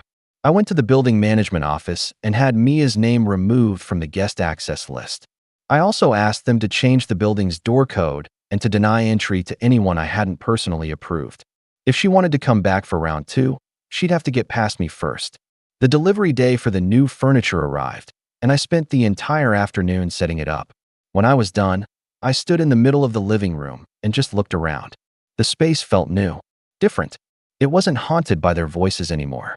That night, I cooked myself an actual dinner, put on a movie, and sat on my brand new couch with a glass of wine. For the first time in what felt like forever, I actually enjoyed being home. But I wasn't done yet. That weekend, I went through all of my financial accounts, checking, savings, everything, and changed every password. I closed a joint account my dad had convinced me to open years ago for emergencies that somehow always seemed to end with me paying for someone else's problem. I rerouted my paychecks to a new bank entirely. Then I made an appointment with a lawyer. It wasn't about suing Mia, not yet, anyway, but I wanted to know my options. I explained everything. The year she'd lived rent-free, the stolen furniture, the emotional harassment. The lawyer nodded along, taking notes. "You have a strong case if you want to pursue this," she said finally. "At minimum, we can send a formal demand for the return of your property. If she refuses, we could file a small claims suit." Just hearing that was enough to make me sit up straighter. I didn't file anything that day, but I left with a sense of power I hadn't felt in months. The following week, I got an email from HR at work. My manager had officially recommended me for a promotion. It wasn't guaranteed yet, but it was enough to light a fire under me. I started preparing, making sure I could back up every reason I deserved it. By the time Friday rolled around, I felt like a different person. My apartment was whole again. My routines were back. I had a plan. But Mia and Karen weren't done. On Friday night, just as I was finishing dinner, there was a knock at the door. When I opened it, Mia was standing there with Karen right behind her. Mia looked smug. Karen looked determined. "Thomas," Karen said sweetly, "we need to talk." I didn't say a word. I just stood there in the doorway, blocking their view of the shiny new living room behind me. Mia raised an eyebrow, clearly trying to peek inside. "Nice couch," she said with a smirk. "Thanks," I said evenly. Karen folded her arms. "We're here to discuss a compromise. You've made your point, but this has gone on long enough. It's time for everyone to move forward." I almost laughed. Move forward? After they humiliated me, stole from me, and turned half the family against me? I didn't answer. I just stepped aside and gestured for them to come in, not because I was ready to give in, but because I was ready to let them dig their own graves a little deeper. As they walked inside, I felt it, that calm, steady fire in my chest. This time, I wasn't the Thomas they thought they could push around. Mia and Karen settled onto my brand new couch like they owned it, which made my jaw clench, but I stayed calm. I sat across from them, deliberately choosing my dining chair instead of joining them in the living room. This was my space now, my rules, and I wasn't about to make them comfortable. Karen crossed her legs and gave me what she probably thought was a warm, motherly smile, but it came off more like a smirk. Thomas, we've all had time to cool down. I think we can agree that things got out of hand. Things got out of hand when my furniture went missing, I said flatly. Mia rolled her eyes. Oh my God, are we still on that? I told you it's in storage. You can have it back when you stop acting like a jerk. My fingers tightened on the chair arms, but I kept my voice level. Mia, you stole from me. That's not a joke. That's not a prank. That's a crime. Karen immediately jumped in. Let's not be dramatic. She was hurt. She acted out. Family forgives family. Forgiveness comes after accountability, I said. You two came here to talk, so talk. What do you want? Karen gave Mia a little nudge, like she was encouraging her to speak. Mia sighed theatrically. Fine. I want to come back. At least for a few months. Just until I get on my feet. I almost laughed. You mean come back here? To live? Yes, she said, as if it was the most obvious thing in the world. You've got plenty of space. And I'll be better this time, I swear. I'll even pay rent. That caught me off guard for a moment, but then I remembered who I was talking to. Mia had promised to look for her own place a dozen times and never followed through. No, I said simply. Her face twisted like I'd just insulted her. Why not? I'm your sister. Exactly, I said. And you've burned that bridge. You don't get to insult me, steal from me, turn the whole family against me, and then come waltzing back like nothing happened. Karen leaned forward, her tone sharpening. Thomas, this is your chance to fix things. Your father is very upset about how you've handled this. My father can call me himself if he has something to say, I shot back. For a moment, there was silence. Then Mia smirked. You know, Dad's already talking about changing some of his accounts. Says if you won't act like part of the family, maybe you shouldn't be on them anymore. Oh, there it was. The real reason for this little visit. They wanted me to cave so I wouldn't lose whatever scraps of financial connection I still had to the family. Good, I said calmly. He should take me off. I already removed myself from everything I had control over. The smirk slid right off Mia's face. Karen frowned. You what? I moved my money, I said. Closed the joint account. Changed every password. From now on, anything I earn stays with me. Mia let out a low whistle. Wow, you really are cutting yourself off. I'm protecting myself, I said. Karen stood, clearly done with this conversation. Fine, but don't expect us to come running when you finally realize how much you need your family. Don't expect me to come running when you finally realize how much you needed me. I replied. They left without another word, slamming the door behind them. The apartment was quiet again, but this time it didn't feel heavy. It felt like progress. That night, I went back to my notebook and added a new section titled, Plan. I listed every option I had for holding Mia accountable. Formal demand letter for the return of my property. Small claims court filing. Replacing locks and notifying building security. Group text message to set the record straight with the rest of the family. But I also started thinking bigger. Mia had spent the past year turning me into the villain in everyone's eyes. What if I let them see the full picture, on my terms? I started collecting everything. Screenshots of texts where Mia admitted to taking the furniture, bank statements showing a year of rent and utilities I'd paid alone, even old messages where she'd promised to move out soon. The next week at work, my boss officially confirmed the promotion. I was now a project lead, with a significant raise and more decision-making power.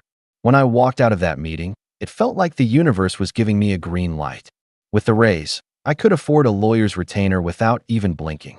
I called the lawyer I'd met with and asked her to draft the demand letter.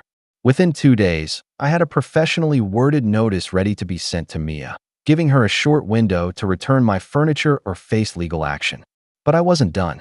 I knew Mia well enough to know she'd run straight to Karen and my dad, spinning the story into something dramatic. So I decided to get ahead of it. I composed a calm, measured message, and sent it to the family group chat. Hi everyone. I know there's been a lot of talk about what happened with Mia. Here are the facts. She lived with me rent-free for over a year, refused to move out, insulted me in my own home, and then stole my furniture when I asked her to leave. I have all of this documented. I've given her a chance to return what she took, and if she doesn't, I will be pursuing this legally. This isn't about being cruel. It's about being respected. I hope you all understand.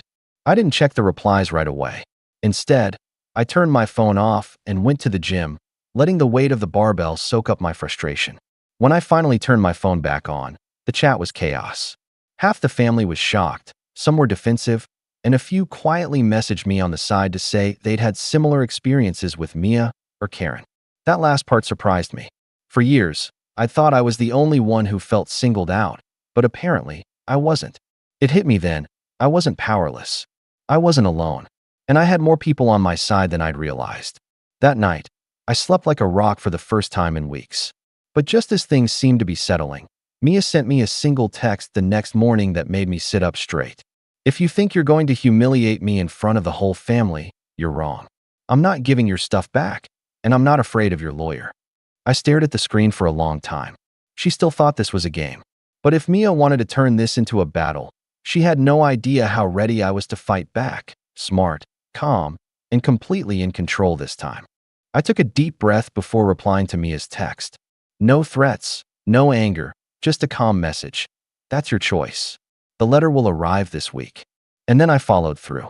The lawyer sent the demand letter by certified mail, which meant Mia had to physically sign for it. I knew the moment she did because she immediately blew up my phone. Are you serious? You got a lawyer involved over a couch? You're disgusting. You're really going to drag your own sister to court? I didn't reply. Instead, I forwarded every single message to my lawyer. She told me to save everything. Harassment texts would only strengthen my case. Within 48 hours, Karen was at my door again, looking less smug and more panicked this time. Thomas, she started, not even bothering to step inside. This is ridiculous. You're escalating this for no reason. Just drop it. Mia will bring your things back when she's ready. She has until Friday, I said, my voice calm and even. After that, we file. Karen's mouth opened and closed a few times like she wanted to argue, but then she realized I wasn't bluffing. She left in a huff, muttering about what this is doing to the family. But Friday came, and still nothing. No couch. No table. Not even an apology. So I filed. It wasn't dramatic. No big courtroom scene. No shouting match. Just a quiet, methodical process. I submitted the claim with all my documentation, including screenshots of Mia admitting she took the furniture, the receipts showing what I paid, and a calculation of the cost to replace everything. When Mia was served with the court papers, the meltdown that followed was almost cinematic. She sent a voice message this time, her voice shaking with rage.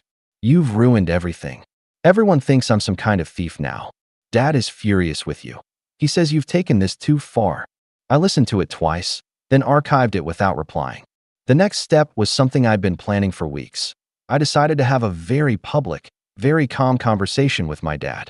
I invited him to lunch, somewhere neutral and quiet. When he arrived, I could see the tension on his face. Thomas, he said as soon as he sat down, this lawsuit is tearing the family apart. Karen is beside herself. Mia's been crying. I held up a hand. Dad, I need you to listen to me before we go any further. And then I laid it all out.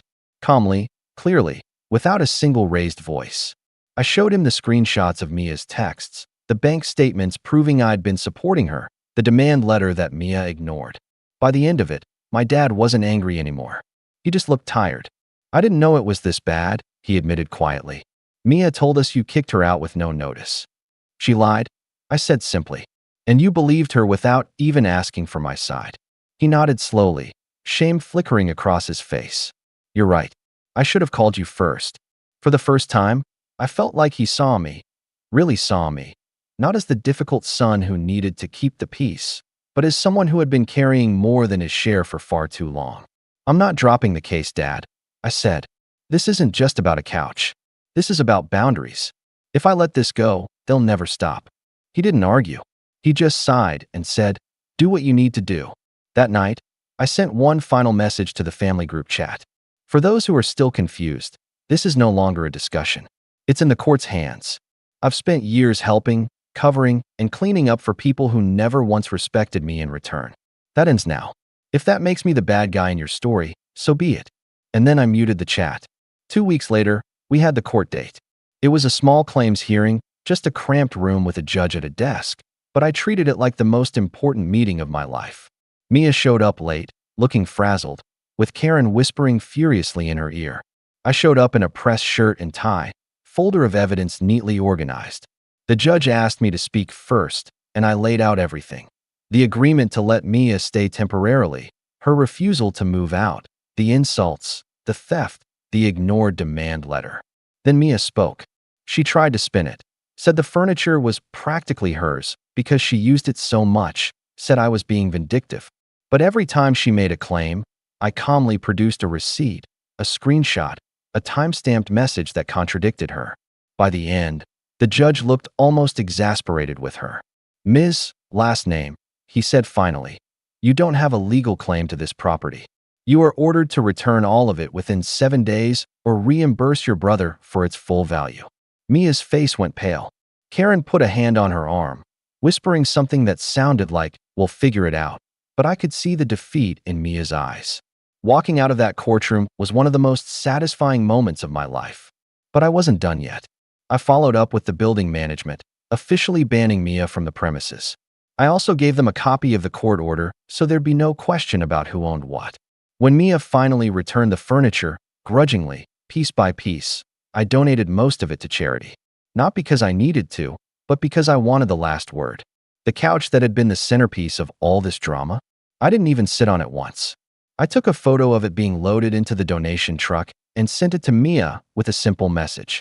"Thanks for returning it. I don't need it anymore." Her reply came 5 minutes later. "You're so petty." I smiled. Petty or not, I'd won. And more importantly, I'd done it without screaming, without stooping to their level. I'd stayed calm, collected, and let the truth and the law do the work for me. But I still had one final card to play. A few days later, I organized a small dinner, just my dad, Aunt Lisa, and Uncle Ray, the relatives who had quietly supported me through this whole mess. I cooked, we ate, and for the first time in months, it felt like a real family gathering. When the meal was over, I raised a glass. "To new beginnings," I said. My dad smiled and nodded. "To new beginnings." Mia and Karen weren't invited, and I didn't feel guilty about it for a second. The fallout was immediate and loud, but for the first time, it didn't shake me. The day after the court order was fulfilled and my furniture was gone, most of it on its way to the charity center, Mia went on a full social media tirade. She posted a string of angry stories about how I had humiliated her, ruined her reputation, and chose money over family. I didn't respond. I didn't even watch them. But other people did. Friends of hers, and some of mine, messaged me privately, asking if what she was saying was true. I sent them the same thing. A single photo of the court order with the judge's ruling highlighted. No commentary, no rant. Within days, Mia's tone on social media shifted from angry to defensive. She deleted half her posts, started writing vague captions about fake family members and toxic people, but it was too late. The narrative had flipped. People weren't seeing her as the victim anymore. They were seeing her as the sibling who mooched off her brother for a year, then stole his things and lost in court. Even my dad noticed the shift. He called me one evening, sounding unusually soft. "Mia came by today," he said. She's not happy. Says people are avoiding her." "That's not my problem," I said calmly. There was a pause on the line. Then he sighed. "I know. And I have to say, I'm proud of you, son. You stood your ground. You handled this better than I probably would have." That meant more to me than I wanted to admit. For months, I'd felt like I was on the outside looking in, like my own father didn't trust me. Now, there was a note of respect in his voice I hadn't heard in years. "Thanks, Dad," I said quietly. Over the next few weeks, the rest of the family dynamic began to shift. Aunt Lisa invited me over for Sunday dinner.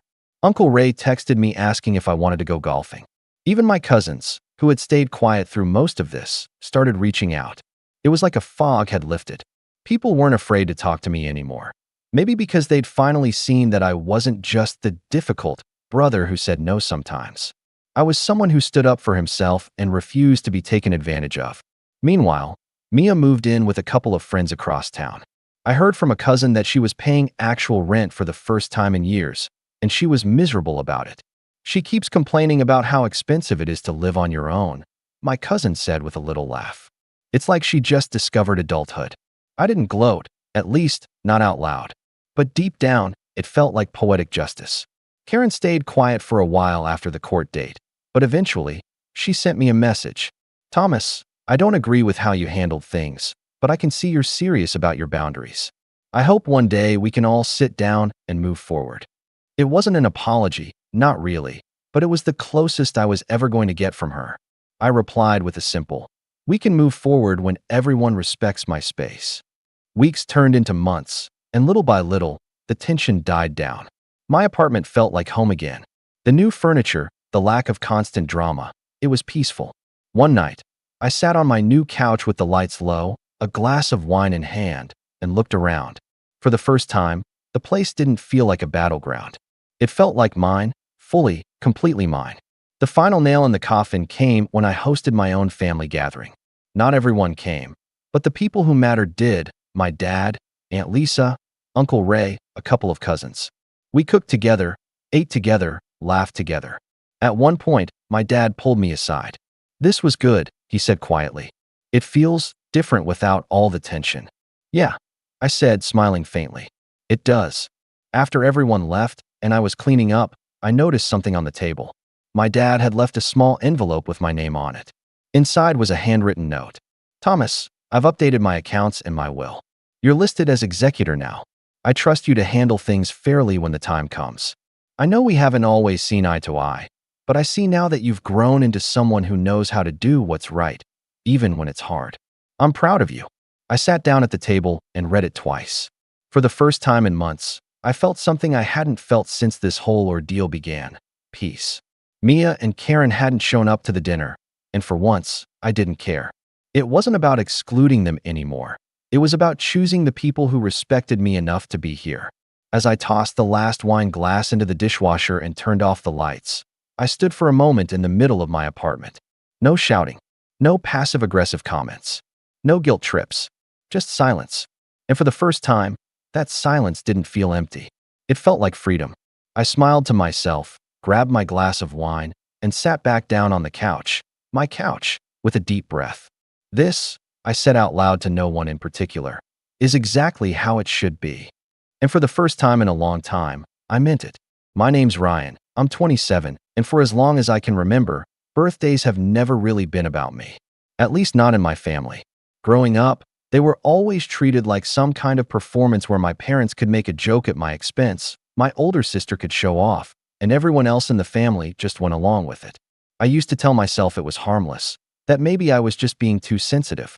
But after a while, the little jokes piled up into something much heavier, something that stuck to me long after the candles were blown out. And this year, this birthday dinner, was when everything finally boiled over.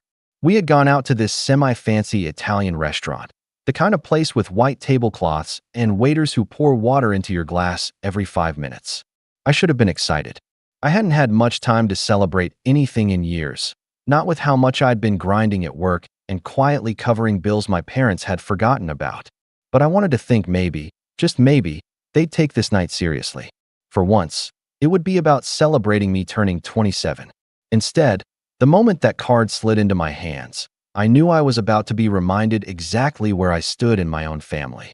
I opened it with this fake, hopeful smile plastered on my face. My mom had written something on the front in big, loopy handwriting. Happy birthday, son. Don't get old too fast. Inside, though, it wasn't the usual $20 or $50 that even my younger cousins would get from them on random holidays. No, folded neatly in the center was a single crumpled $5 bill, the kind that looked like it had been dug out of a purse pocket at the last second.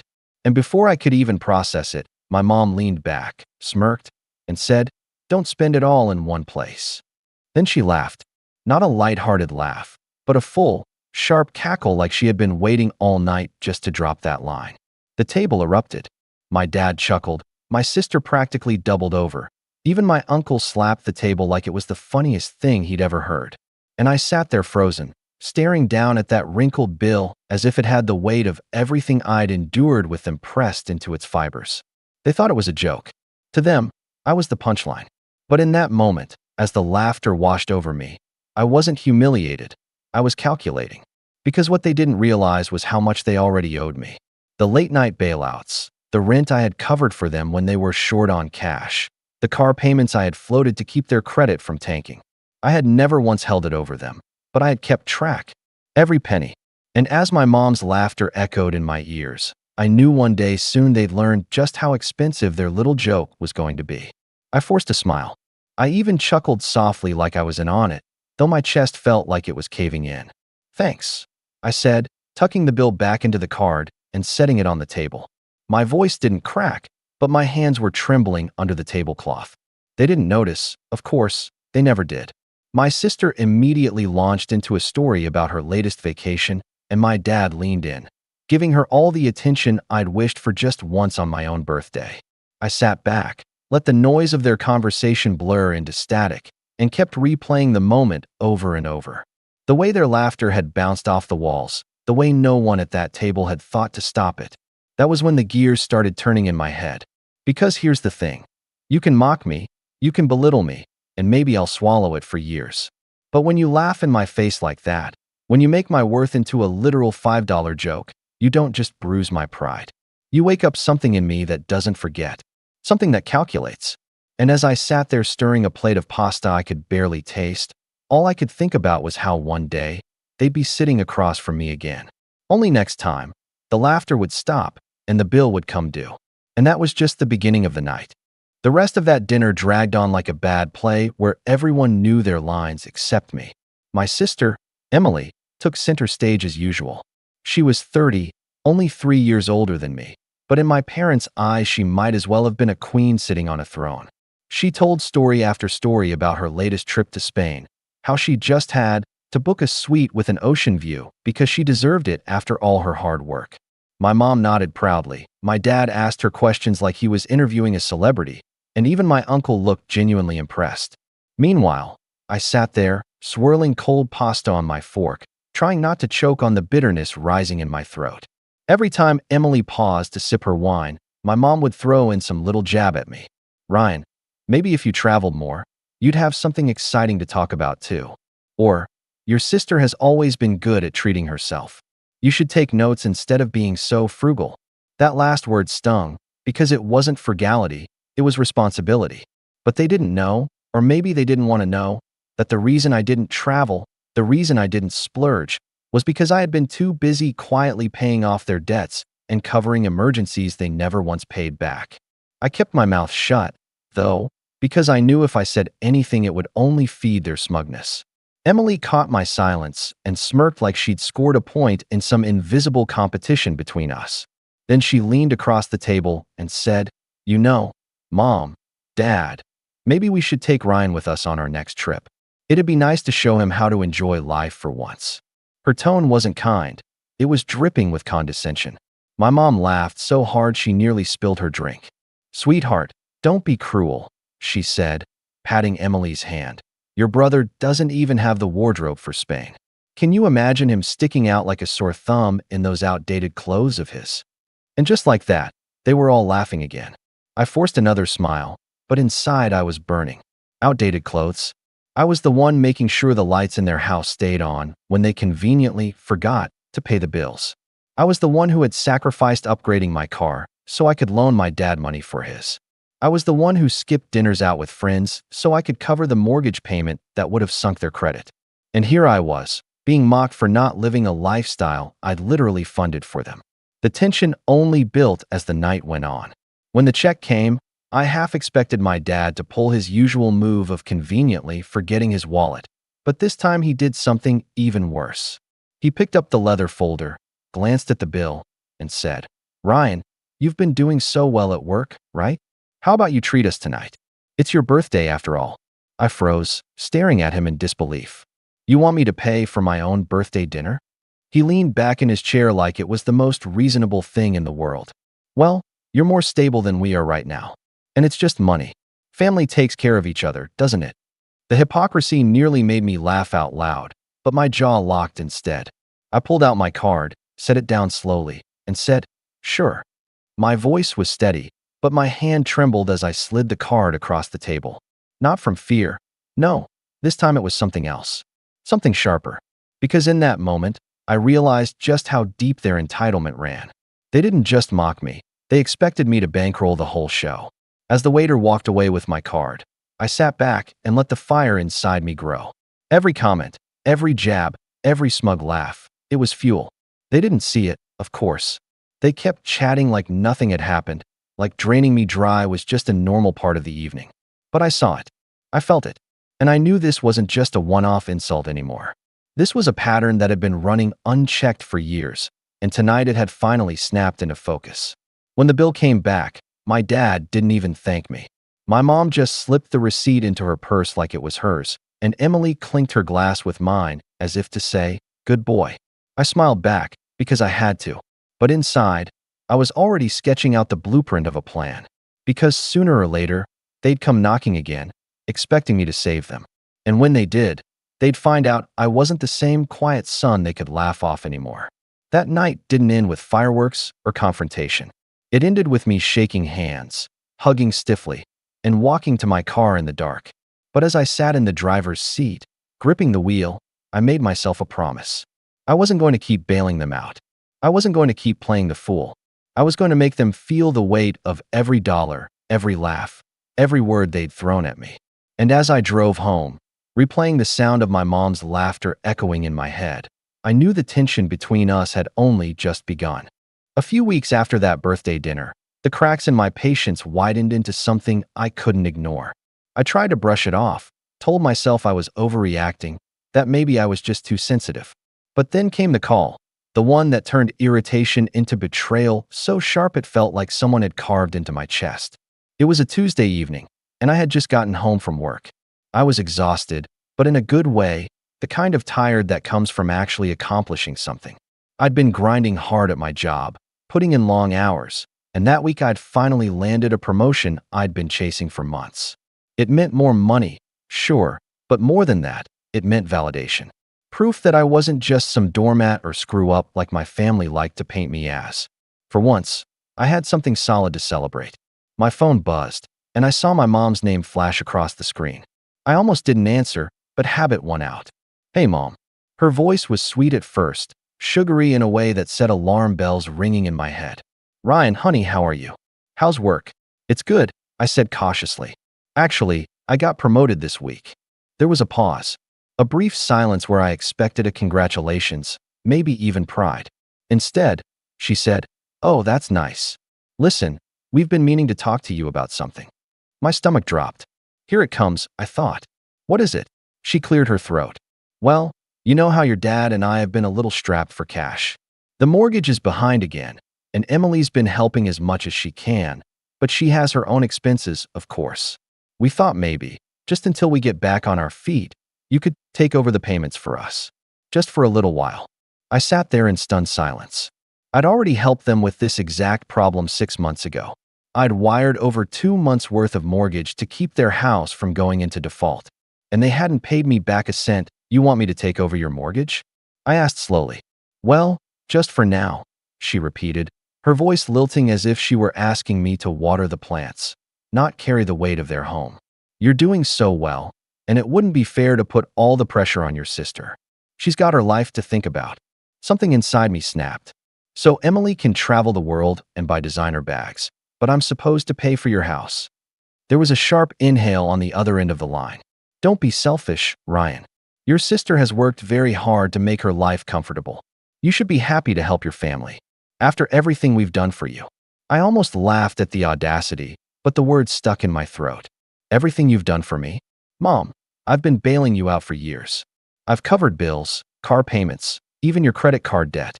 I'm not your safety net." Her tone turned cold, clipped. "If you don't step up, Ryan, we could lose this house. Do you want to be responsible for that? For your father and me ending up on the street?" I froze, the guilt punching me square in the chest. That was their game, always twisting it, always making me the villain if I didn't cave. But this time, instead of folding, something hardened in me. I'm sorry, I said flatly. I can't do it. There was a long silence. Then, almost casually, she dropped the knife I hadn't seen coming. Well, maybe Emily was right. Maybe you don't deserve to be part of this family if you can't even help when we need you most. My breath caught. What did you just say? You heard me, she snapped, her sweetness gone. Emily's been saying for years that you only think of yourself, that you'd rather watch us struggle than lift a finger. And honestly, maybe she's right. I don't even know why we bothered inviting you to dinner the other night, if this is how you're going to act. That was it. That was the moment. The moment the invisible thread tethering me to them snapped clean in two. I hung up without another word, my hands shaking as I set the phone down on the table. My chest was tight, my head pounding, but beneath it all was something new, something cold and focused. They hadn't just asked for help. They had chosen sides. They had taken my sister's poisonous words and weaponized them against me. My own mother, telling me maybe I didn't deserve to be part of the family. I sat there for hours, replaying the conversation over and over, every word searing deeper into me. By the time midnight rolled around, the grief had burned away, leaving only clarity. This wasn't just about money anymore. This was about respect, dignity, and the fact that they had never, not once, seen me as anything more than a tool. And in that moment, I knew something had changed forever. The days after that phone call were some of the darkest I'd had in years. At first, I told myself to shrug it off, to not let their words sink so deep. But that's easier said than done when it's your own mother telling you maybe you don't even deserve to be part of the family. I tried to bury myself in work, throwing every ounce of energy into my new role. But even when I was sitting in meetings or answering emails, I kept hearing her voice in my head, replaying those lines on loop. Emily was right. Maybe you don't deserve to be part of this family. The words crawled under my skin like thorns. I'd helped them so much, sacrificed so much, and somehow I was still the selfish one. Nights were the hardest. I'd come home to my quiet apartment, sit on the couch with the TV flickering in the background, and just feel hollow. Birthdays, dinners, holidays, they all replayed in my mind like a highlight reel of mockery and dismissal. And now, on top of everything, I had this raw wound of betrayal that wouldn't stop bleeding. I stopped answering their calls. At first, it was just because I couldn't handle the stress. But soon it became intentional.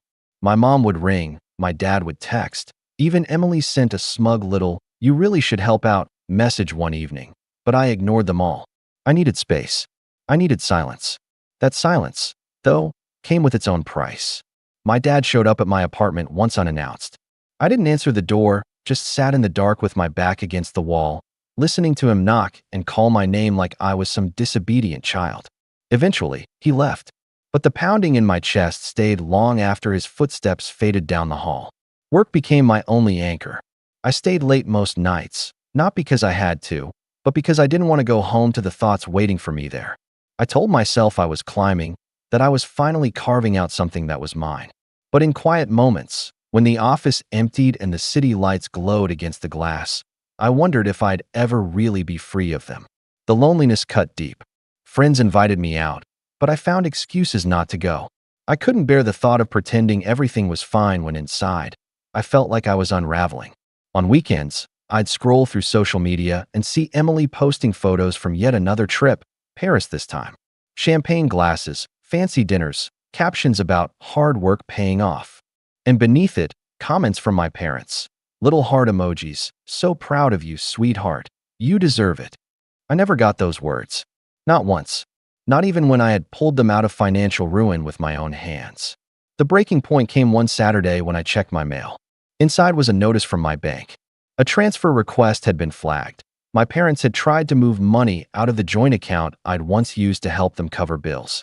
I had left just enough in there to close it out eventually, but apparently, they saw it as theirs to grab. The request had failed because I'd quietly removed their access months earlier, but seeing that slip of paper in my hand sent me spiraling. I sat at my kitchen table with the letter, and for the first time in a long time, I cried. Not out of sadness, but out of something heavier. Grief for the family I had once hoped to have. Grief for the years I had wasted trying to win their approval, trying to be the good son. That night, though, something shifted. I wiped my face, set the paper down, and pulled out a notebook. On the first page, I wrote one word in big, block letters, enough. And then I started listing every loan I had given them, every payment I had covered, every time I had stepped in when they asked. The total added up fast, too fast. By the end, I was staring at a number that made my chest ache. Tens of thousands. Money that had gone unacknowledged. Money that had funded their vacations, their comforts, their smug superiority. The pain was still there, heavy and raw, but as I looked at that number, a strange calm settled over me. I couldn't erase the years of being treated like a joke, but maybe, just maybe, I could make sure they never laughed at my expense again. So while I was at my lowest, sitting alone with nothing but paper and pen, I started planning. Not out of spite, but out of survival. Because if I didn't reclaim myself now, I never would. And in that quiet, broken moment, I made myself another promise. One day soon, the tables would turn. The weeks that followed felt like climbing out of a pit I had been sitting in for years without even realizing it. At first, it was shaky. I was still carrying the weight of my family's betrayal on my shoulders. But as time went on, I began to notice something strange. Without their constant calls, guilt trips, and backhanded comments in my ear, I actually started to breathe easier. It was like stepping into fresh air after living in a smoke-filled room. I threw myself even harder into work, not just as an escape anymore, but with real purpose. That promotion I'd earned opened doors I hadn't thought possible. Suddenly, I wasn't just some employee grinding in the background. I was being invited into meetings where big decisions were made. My input mattered, and for the first time in a long time, people were looking at me with respect, not like a burden, not like a joke, but like someone who belonged at the table. With the pay raise that came with the promotion, I started catching up on my own life. I paid off the lingering student loan that had hung over my head since college. I upgraded my car, not a flashy sports car like Emily would flaunt online, but a reliable, sharp-looking one that was mine, bought outright with no one else's fingerprints on it. I even started investing, carefully and quietly. Watching my savings grow, dollar by dollar, gave me a sense of control I had never felt before. Socially, things shifted too.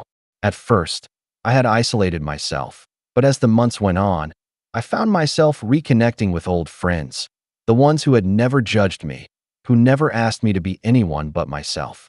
They noticed the change before I did. "You look lighter," one of them said during a night out. "Like you finally got rid of something heavy." I just smiled because they were right. But it wasn't just about money or freedom. It was about confidence. For the first time, I wasn't carrying their expectations like chains.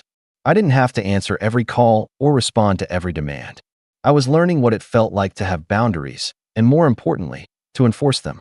Meanwhile, the distance between me and my family only seemed to fuel their resentment. I'd hear bits and pieces through the grapevine, comments from relatives, whispers that Ryan thinks he's too good for us now, or he's changed, and not for the better. They tried to paint me as the villain to anyone who would listen. But instead of crushing me like it once would have, it only made me stronger. Because I knew the truth. I wasn't the villain. I was just done playing their victim. Ironically, the better my life got, the worse there seemed to unravel. My dad had lost another job, my mom's health expenses were stacking up, and Emily, despite her curated social media image, was apparently drowning in credit card debt from all her hard work vacations. They were still posting pictures of wine glasses clinking in Paris or Rome, but the facade was cracking. And I watched from a distance, silent and steady, building my own foundation brick by brick. It wasn't all smooth sailing, of course. There were nights when I'd scroll past Emily's posts and feel that old sting of envy, or moments when guilt tried to claw its way back in, whispering that I should help them again. But then I'd look at the notebook on my desk, the one with enough scrawled across the first page, the one where I had listed every dollar I'd ever given them, and the guilt would dissolve into clarity. I wasn't powerless anymore. I was in control, and for the first time, I realized just how much leverage I had if I ever chose to use it. Because the truth was, I still had something they didn't know about. Something that could shift the entire balance of power if I wanted it to. And as I stood taller in my own life, as success began to stack up in ways they could no longer ignore, I started to see just how close I was to having the upper hand. And deep down, I knew, when the time came, I wouldn't waste it. It was around the 1-year mark after that infamous birthday dinner when the pieces of my revenge began to fall into place, almost on their own. By then, life looked very different for me. My career had taken off in ways I couldn't have predicted. The promotion I'd earned had turned into a stepping stone, and I had moved into a new role managing client portfolios for high net worth accounts. It wasn't glamorous in the Instagram sense, but it was powerful in ways my family couldn't begin to understand. I had access to information, to people, and most importantly, to strategies that could turn money into security. That was when the calls started again. Not the apologetic kind. They never apologized, but the desperate kind, wrapped in the same tone of entitlement I'd heard all my life. At first, it was little things. Ryan, can you spot us a couple hundred until payday? Or, your father's car needs repairs, and we thought you could take care of it. I ignored them every time. But then the requests grew heavier. My dad called late one night, his voice tight with panic, and let slip something I wasn't supposed to know. The bank was circling. The mortgage wasn't just behind this time. It was on the brink of foreclosure. I didn't let him know it, but that information lodged itself firmly in my mind. I asked a few careful questions at work, quietly, without naming names. I learned how foreclosures worked, how properties could be bought out or debts acquired if you were positioned correctly. The thought hit me like a spark. For years, they had laughed at me, mocked me, drained me dry. But what if, when the bank finally came knocking, the person holding the strings wasn't some faceless lender, but me? At the same time, something else happened that widened the opening. Emily, ever the golden child, had been boasting online about a business venture she was starting. Photos of her smiling with wine glasses, hashtags about entrepreneur life, all the usual fluff. But one evening, a mutual acquaintance mentioned to me, almost offhand, that Emily wasn't running a business at all. She was sinking money into some shaky investment scheme, one that was already eating through what little credit she had left. That tidbit changed everything. For years, my family had painted her as the successful one, the one who worked so hard and deserved it all. But behind the scenes, her empire was crumbling. And I suddenly realized, they weren't just leaning on me because I was the responsible one. They were leaning on me because, without me, they were about to collapse completely. So I started preparing.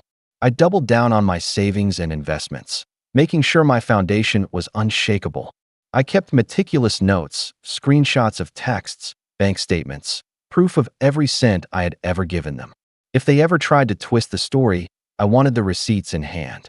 I also quietly reached out to a lawyer just to understand what my options might look like in certain scenarios. Not because I was ready to act yet, but because I wanted to know exactly how far I could go when the time came. And then came the family reunion. It had been months since I'd seen any of them, and I debated not going at all. But something told me I needed to. I needed to see them face to face, to measure just how desperate things had gotten. When I walked in, the difference was stark. Emily was still dressed to impress, but there was a nervous edge in her laugh I hadn't noticed before. My parents looked older, more worn, their smiles stretched thin. The conversation around the table was the same as always, little digs at me, praise for Emily. But this time, I heard it differently. I heard the cracks in their voices, saw the way their eyes flickered when money came up, the way they dodged specifics. Halfway through dinner, my mom leaned across the table and said in that faux sweet tone I knew too well, "Ryan, you're doing so well now. Maybe you could help us out with a little investment? Your sister's business is about to take off, and it would mean so much to the family if you supported her."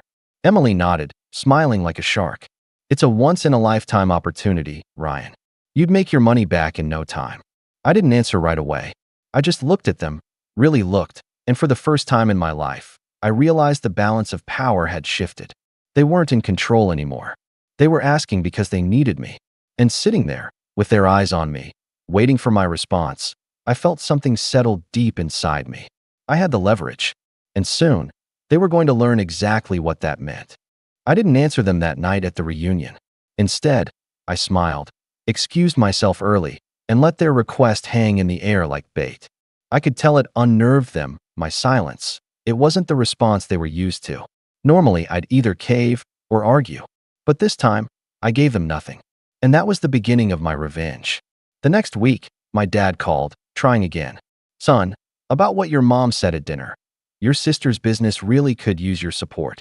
Think of it as family helping family." I let him ramble for a while before I finally said, "I'll think about it." My voice was calm, measured. That simple phrase seemed to soothe him enough to hang up with a forced sense of optimism. But what I was really thinking about was how to turn this entire situation on its head. At work, I started digging deeper. Not into Emily's so-called business. That was obviously a sinking ship, but into the foreclosure process I'd already been quietly studying. I discovered that when a property is seized, the bank doesn't care about family ties, loyalty, or sentiment. All they care about is who can pay, who can take over the debt. And with the right timing, I realized I could position myself to acquire the house my parents were so desperate to cling to. The same house I had spent years helping them keep afloat. The thought of it lit a fire in me.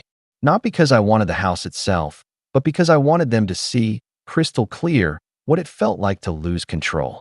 Meanwhile, I kept playing my role. I picked up their calls, listened to their pleas, nodded along when they talked about Emily's big break that was always just around the corner. I didn't argue. I didn't lash out.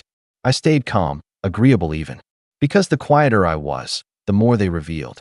My mom, especially, slipped up constantly, venting about overdue bills, late fees, even a near shut-off notice on their utilities.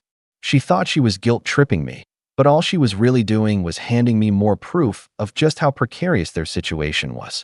Then came the moment I had been waiting for. A letter from the bank arrived at my parents' house, and in a fit of panic, my mom called me immediately. "Ryan, they're going to foreclose if we don't make a payment by the end of the month. You have to help us. Please, this is your family's home." For a long moment, I didn't answer. Then, in the calmest voice I could manage, I said, "I'll handle it." She sobbed with relief, thanking me over and over. But what she didn't know was that handling it didn't mean saving the house for them. It meant saving it for me. Through a few quiet conversations at work and with my lawyer, I positioned myself to step in. I arranged for the debt to be transferred, for the lien to be tied to my name. It was shockingly straightforward, almost anticlimactic, considering the weight of what it meant. By the time the paperwork was complete, the house wasn't theirs anymore, it was mine. The next family dinner was when I chose to let it drop. We were at the same Italian place from my birthday the year before, as if fate had orchestrated the scene for me. My mom had been tense all night, her eyes darting like she was waiting for a miracle. Emily bragged about her business between sips of wine, though her voice cracked every time money came up. I waited until dessert was on the table. Then I set down my fork, leaned back, and said casually, "So, about the house, it's mine now." Silence. Pure, perfect silence. My mom blinked at me, her mouth slightly open. My dad's fork froze halfway to his lips. Emily frowned, confused. "What do you mean?" my mom finally whispered. "I mean," I said, my voice calm, steady. "The bank transferred the debt to me. Legally, I own the property now. You'll still be able to stay there, for now, but under my terms." The look on their faces was everything I had imagined. Shock, disbelief, the slow dawning realization that the power they had lorded over me for years was gone. For once, I wasn't the one squirming in silence. They were. Emily sputtered, "You can't just." "I can," I cut in smoothly. And I did. "You always told me family takes care of each other, remember? Well, consider this me taking care of things. Just not in the way you expected." The rest of the dinner was tense, brittle. My mom tried to regain her composure, throwing in little comments about how we were all in this together, but the edge in her voice betrayed her. My dad stayed quiet, staring at his plate. Emily glared at me the entire time, but she didn't say another word. When the check came, I paid it without a second thought. Not out of obligation anymore, but out of control. Because now, every bite they ate, every sip of wine they took, was underlined by the knowledge that their roof, their home, their comfort, it all belonged to me. And that was only the beginning. The fallout came faster than I expected. 2 weeks after that dinner, I got a frantic call from my mom. She was sobbing so hard I could barely make out her words. "Ryan, how could you do this to us? How could you take the house? We raised you." Her voice cracked on that last part, and for a moment, I almost felt the old guilt tugging at me. But then I remembered the years of mockery, the $5 birthday gift, the way she told me maybe I didn't deserve to be part of the family. I stayed steady. "I didn't take the house," I said calmly. "I saved it. You'd already lost it. The only difference is now, instead of the bank deciding your fate, it's me." My dad called next. He tried to bark at me, his old intimidation tactics, demanding I sign it back over. But his voice wavered with desperation, and when I didn't budge, he hung up on me. I later heard from a cousin that he'd been sulking around, complaining to anyone who would listen that his ungrateful son stole the roof from over his head. What he didn't tell them was how many times I'd bailed him out, how many payments I'd made to keep them afloat. Emily's reaction was the most dramatic. She stormed into my apartment unannounced one evening, red-faced and seething. "You think this makes you better than us? Owning the house doesn't change who you are," she shouted. I let her rant, let her spew every venomous word she had bottled up over the years. When she finally stopped to catch her breath, I said quietly, "No, Emily, it doesn't change who I am. It changes who you thought I'd always be, the one you could laugh at, lean on, and drain dry without consequences. That version of me is gone." She left in a fury, slamming the door behind her. A week later, I learned her business had collapsed completely, leaving her drowning in debt. My parents had counted on her as their golden child, the shining star they could lean on. Now, with her facade shattered, their eyes turned back to me, not with pride, not with love, but with the bitter realization that the son they had mocked was the only one left standing. Over the next months, I tightened the screws. I drew up a formal rental agreement for the house, modest but firm. No more excuses, no more free rides. When they protested, I reminded them gently that the alternative was packing their things and finding somewhere else to live. They signed, grumbling, humiliated, but they signed. Family gatherings changed after that. The laughter was gone. No more jokes at my expense. No more smug digs comparing me to Emily. If anything, they avoided me, their eyes darting away when I entered the room. The power dynamic had shifted permanently, and they knew it. And me? I felt lighter. Not vindictive, not cruel, just free. Free from their grip, free from the years of being their scapegoat. Every time I drove past that house, I felt a quiet satisfaction, not because I owned it, but because I had finally claimed something they had denied me all my life: respect. The final straw came at my next birthday dinner. We sat at the same Italian restaurant, but this time, the air was different. My mom slid a card across the table, her hands trembling slightly. Inside was a neatly written note: no money, no jokes, just the words, "Happy birthday, Ryan. Thank you for everything you've done." I looked up, met her eyes, and for the first time, she couldn't hold my gaze. I slipped the card back into the envelope, set it aside, and said with a calm smile, "Don't worry, Mom. I'll make sure I don't spend it all in one place." The silence that followed was deafening, and in that moment, I knew the joke was finally over. I'm Nate, 34 years old, and if there's one thing I've learned about family reunions, it's this: they're less about catching up and more about subtle jabs dressed as small talk. It had been nearly 5 years since I'd last shown up to one, not out of bitterness, but because life had a way of getting full. I'd moved states, started my own tech company, and spent most of my time grinding behind the scenes. No flashy social media posts, no family group chats, just focus. The last time I attended a reunion, I was still job hunting and couch surfing, so I guess the version of me they remembered was stuck in that awkward, still figuring it out phase. And apparently, they never updated that image. So when I got the invite this year, handwritten, no less, from my Aunt Marie, I hesitated. I stared at it for days on my kitchen counter, sipping stale coffee and flipping it over like the answer was hidden in the ink. Part of me wanted to toss it, but the other part, the quieter, more stubborn part, wanted to see them. Not to prove anything. At least, that's what I told myself, but maybe just to see if anything had changed. The reunion was held at a fancy countryside estate just outside of town. One of those places with gravel paths, linen-covered tables under white tents, and kids chasing bubbles across freshly mowed lawns. The moment I pulled into the gravel lot in my old Honda Civic, I knew I was out of place. The rest of the lot was filled with shiny SUVs, luxury sedans, and one obnoxiously red convertible that could only belong to my cousin Evan. As I stepped out, adjusting the cuffs of my button-down, I caught sight of my reflection in the car window. I looked fine. Not flashy. Not broke. Just fine. And that, somehow, already felt like a disadvantage. The first greeting came from Aunt Doreen. Tight smile, loud hug, too much perfume. "Nathan," she said, like the name had dust on it. "Still living in, what was it, Seattle? Or did you finally come to your senses and move back where the real jobs are?" I gave her a polite nod and a half smile. still in Seattle. Doing that tech thing? She asked, eyes squinting like she was trying to recall whether I sold printers or designed video games. Yeah, I said, still doing that tech thing. And that was how it began. One by one, the relatives trickled in with their thin smiles and barely veiled curiosity. My cousin Tara mentioned her real estate firm 5 times in a single conversation, and Uncle Rick made a point of talking about how his son had just been promoted to regional manager at some firm I'd never heard of. Everyone, it seemed, was subtly jockeying for status. Except me.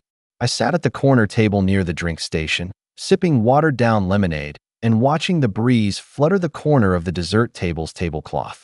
Then came the moment I should have expected. My uncle, Uncle Vernon, my dad's younger brother, sauntered over with that same crooked grin he wore at every holiday dinner. The one that made you feel like you were already the punchline to a joke he hadn't told yet. "Nate," he said, clapping me on the shoulder like we were old college buddies. "You still doing that silly tech job? Thought you'd have given up by now." There was a pause. Not long enough to be awkward, but enough to let the chuckles roll in from the nearby table. My cousin Alex laughed a little too loud. My aunt chuckled into her wine glass. I didn't say anything. I just smiled faintly and turned my attention back to my plate of potato salad. Uncle Vernon wasn't done. "You know," he continued, leaning on the chair across from me. "I remember when you were little, always breaking stuff. Remotes, radios. And now you're the computer guy, huh? World sure is upside down." The laughter was louder this time. Not cruel exactly, but it had an edge. A certain delight in seeing someone else squirm. I wanted to say something, anything, but I kept eating. I'd learned long ago that arguing never changed their minds. They liked me boxed up, easy to dismiss. Challenging that image only made them dig deeper. So I sat there, quietly, the corners of my mouth tight, my chest buzzing with a heat I refused to show. A few minutes passed. Conversations resumed. The attention shifted back to Uncle Vernon's golf stories and Aunt Marie's latest cruise photos. I kept eating in silence, half listening, half zoning out. That's when it happened. A low murmur spread from the far side of the lawn, near the valet entrance. Heads turned. A man in a perfectly tailored navy blue suit had just stepped out of a sleek black car that didn't quite belong in our dusty parking lot. His walk was purposeful, crisp, with a confident gait that made people straighten up instinctively. He wasn't just wealthy, he had presence.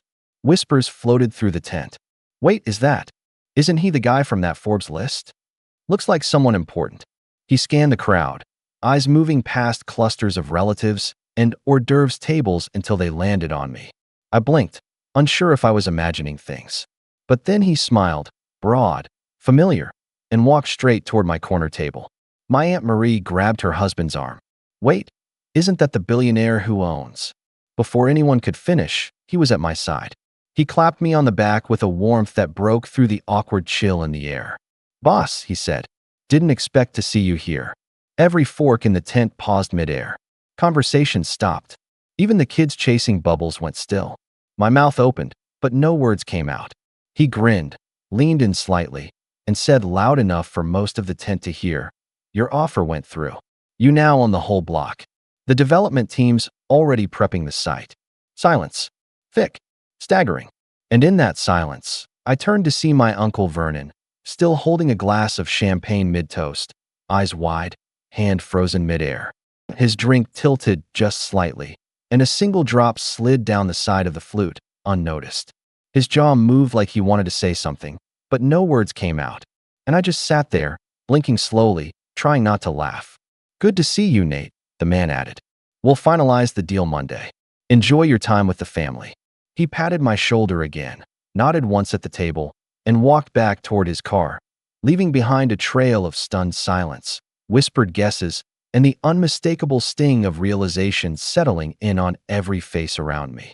And that's when Uncle Vernon finally spoke. There was a long pause before Uncle Vernon managed to make a sound.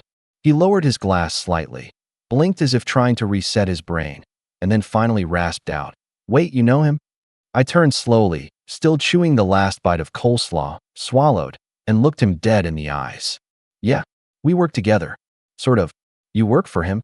Aunt Doreen cut in, eyes wide like a kid spotting Santa at the mall. I didn't answer right away. I just set my fork down gently, dabbed the corner of my mouth with a napkin, and leaned back in my chair. He's on the advisory board of my company. We've been collaborating on a few expansion projects. The words hit the table like a dropped brick. My cousin Alex coughed and tried to act normal, but his face was already flushed pink. Someone dropped a fork. My Aunt Marie just whispered something under her breath and stared at her wine like it might offer an explanation. Uncle Vernon, still not fully caught up, frowned. Wait, hold on. Your company. I gave a single, patient nod. Yeah. Started it about 4 years ago.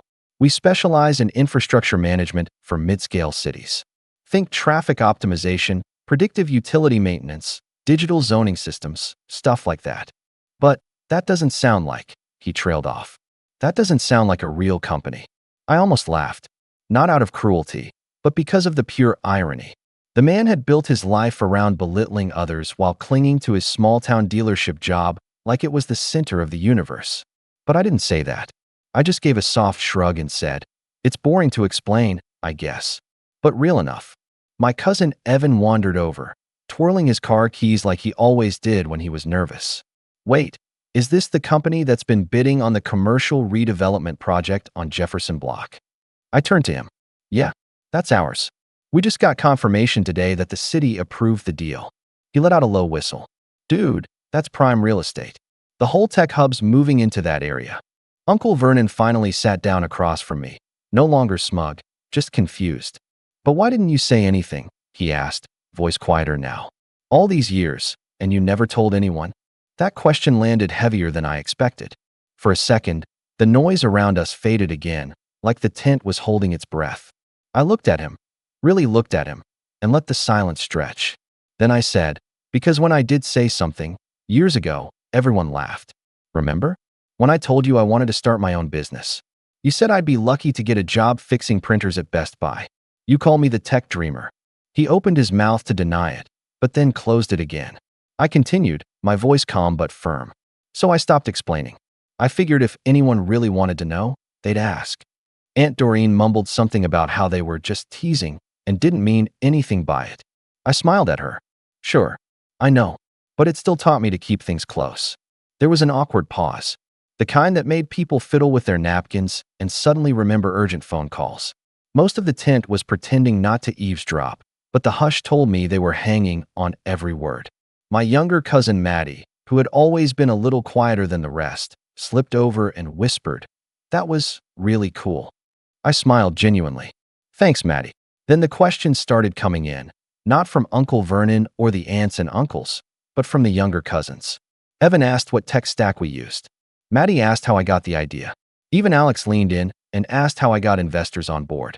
Suddenly, I wasn't the punchline. I was the panel speaker at an unplanned career Q&A session. But Uncle Vernon wasn't done yet. No, not by a long shot. He stood up, cleared his throat, and raised his voice just enough to sound dadly, without sounding desperate. Well, good for you, Nate, he said with a smile that didn't reach his eyes. Still, you should have mentioned it. Family supports family, right? We'd have been proud. Maybe even helped if you needed a little startup cash. I tilted my head slightly, incredulous. You mean the same family that thought I was wasting my time?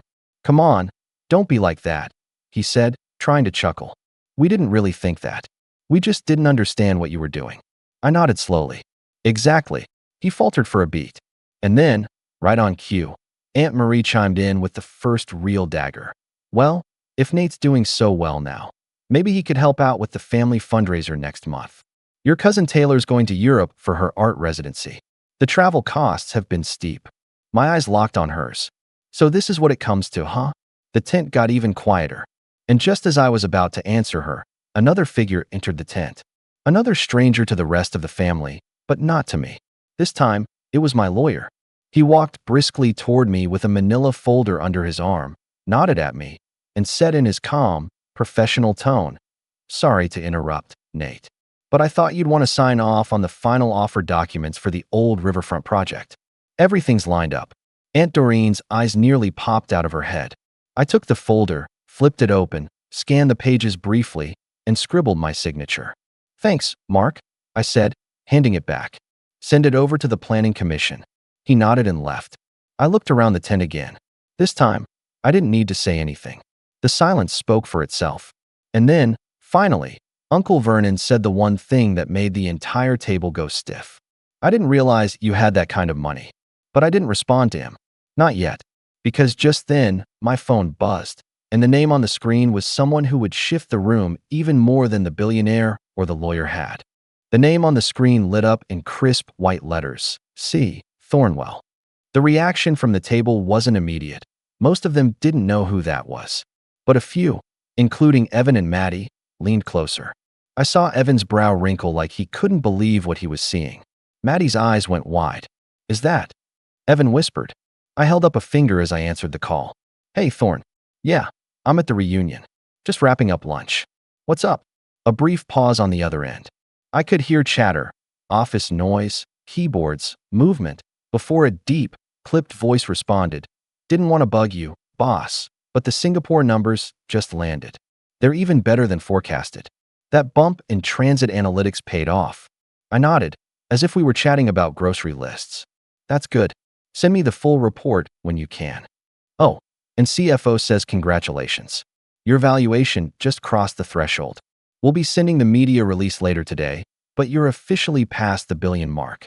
You did it. My fingers curled tighter around the phone, but my voice stayed level. Appreciate it, Thorn. Talk soon. I hung up. Quietly. Casually. The table, on the other hand, was not quiet. 8 billion. Alex repeated, blinking like he was trying to reset his vision. Evan sat down slowly, like gravity had changed. Wait. Are you saying your company, you, are worth $1 billion? I didn't answer directly. Instead, I reached for my drink and took a slow sip of lemonade, letting the silence stretch. I knew it, Maddie muttered, almost to herself. You were never just the tech guy. You were building something this whole time. But not everyone was stunned into admiration. Uncle Vernon leaned back in his chair, arms folded tight. His expression had changed, no longer smug or confused, just hard, like someone watching their grip on a rope slowly slip away, knot by knot. You sure kept this quiet, he said, voice low. Wasn't hiding anything, I replied. Just didn't think anyone cared. We did care, Aunt Doreen cut in. We're family. You should have told us. We would have supported you. Really? I raised an eyebrow. Would that be before or after everyone laughed at me for starting a software company in my garage? A few people shifted in their seats. No one offered a rebuttal. I worked day and night for years. I continued, my tone still calm but firmer now. While you all were sending group texts about me being the IT dropout or asking if I could fix your router at Thanksgiving, I was designing a municipal AI system that now runs in 6 cities. I've pitched to councils, hired teams, lost sleep, lost money, rebuilt it all again. And not once, not one single time, did anyone call and ask, how's it going? Not even once. A heavy silence fell. I could see Aunt Marie trying to conjure some response, her lips pursing, eyes darting. But now, I added, gesturing vaguely around the table, now that the word billion is in the air, suddenly everyone's interested. That's not fair. Uncle Vernon snapped, voice rising. Isn't it? I asked, looking him square in the eyes. His jaw clenched. You think just because you've got some money now, you're better than us? No, I said, without hesitation. I think I'm no longer beneath you. And that seems to bother you. That silenced him more than anything else had. I saw him glance toward the other tables, where the rest of the family had now entirely stopped pretending not to watch. A few uncles stared down at their drinks. My Aunt Marie had gone pale. Cousin Taylor looked like she wanted to teleport out of the tent. But the final blow didn't come from me. It came from Maddie. She stood up slowly, looking around at everyone with a quiet kind of disappointment. You all made fun of him for years, she said. And now you're embarrassed because he made it without you. Maddie, Aunt Doreen started. No, Maddie snapped, her voice rising slightly. Let's not pretend. I remember the texts. The jokes. The Christmas where everyone said he should just give up and move home. He built a company that's changing cities, and you're mad because he didn't invite you along for the ride. Her voice cracked a little at the end. She wasn't trying to humiliate them. She was hurt, genuinely hurt. And for the first time, the guilt in the tent was real. Not the fake, awkward kind that comes when you get caught, but the heavy, cold kind that settles in when you realize you were the villain in someone else's story. That's when Aunt Marie stood up and said, quietly, Maybe we should take a short break. But I wasn't done. I stood, brushing off my hands, and looked around the table. I've got no interest in making this a public shaming session, I said. I came here to see family. But let's not rewrite history to make everyone feel better. You didn't believe in me, and I don't hold a grudge for that. I just don't forget it. And then I reached into my jacket pocket and pulled out a small, folded card. I handed it to Uncle Vernon. He looked down at it, frowning. What's this? The projected valuation report, I said. The one you said I'd never live to see. I had it printed just for you. And with that, I turned and started walking away toward the edge of the lawn where the gravel path led toward the parked cars. But just as I reached the valet, I heard running footsteps behind me. Nate, wait, Maddie called out. I turned. She caught up to me, a little out of breath. You're leaving? For now, I said. I've got meetings Monday. Singapore expansion. She looked up at me for a long moment. I'm sorry for how they treated you. I shook my head. You don't owe me an apology. You never treated me that way. She hesitated, then asked, will you come back next year? I gave a long pause, then smiled. Depends on who's still sitting at the corner table. But before I could get in the car, I saw someone else approaching. Not Maddie, not Evan, Uncle Vernon. And his face wasn't angry anymore. It was something else entirely. He raised a hand. Wait, before you go, there's something I need to say. He stopped a few feet away from me, awkwardly adjusting his belt like it gave him time to think. Uncle Vernon had always been the loudest in the room, the one with the jokes, the cheap barstool wisdom, the dismissive smirks. But now he stood with his mouth slightly open, staring at me like I was someone he'd never really looked at before.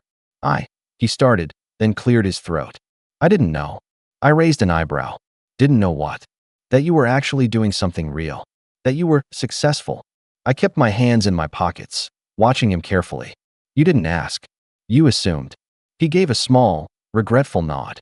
Yeah, I guess I did. I figured you were just messing around with apps or whatever. I didn't think you'd. He let the sentence trail off like it physically hurt to finish. Build something, I offered. He looked away. Yeah. The breeze blew gently through the trees behind us, and I watched him as the weight of years settled onto his shoulders. The swagger was gone. The condescension, too.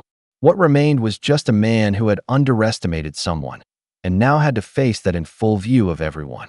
I know I messed up, he muttered, scratching the back of his neck. I treated you like a joke. Didn't think much of what you were doing. But I guess I was wrong. I let the silence stretch. I didn't want to bail him out of it. He looked back at me, his eyes more honest than I'd seen them in years. So, I just wanted to say I'm sorry. Really, for all the times I made you feel like you weren't worth much. That was wrong of me. It wasn't a dramatic apology. It wasn't filled with poetic regret or begging. But it was sincere. And coming from Vernon, that was monumental. I nodded once. Thank you. He exhaled like he'd been holding that breath all day. I don't expect you to forgive me or anything. I just wanted you to know. I don't hold grudges, Vernon, I said. But I don't forget either.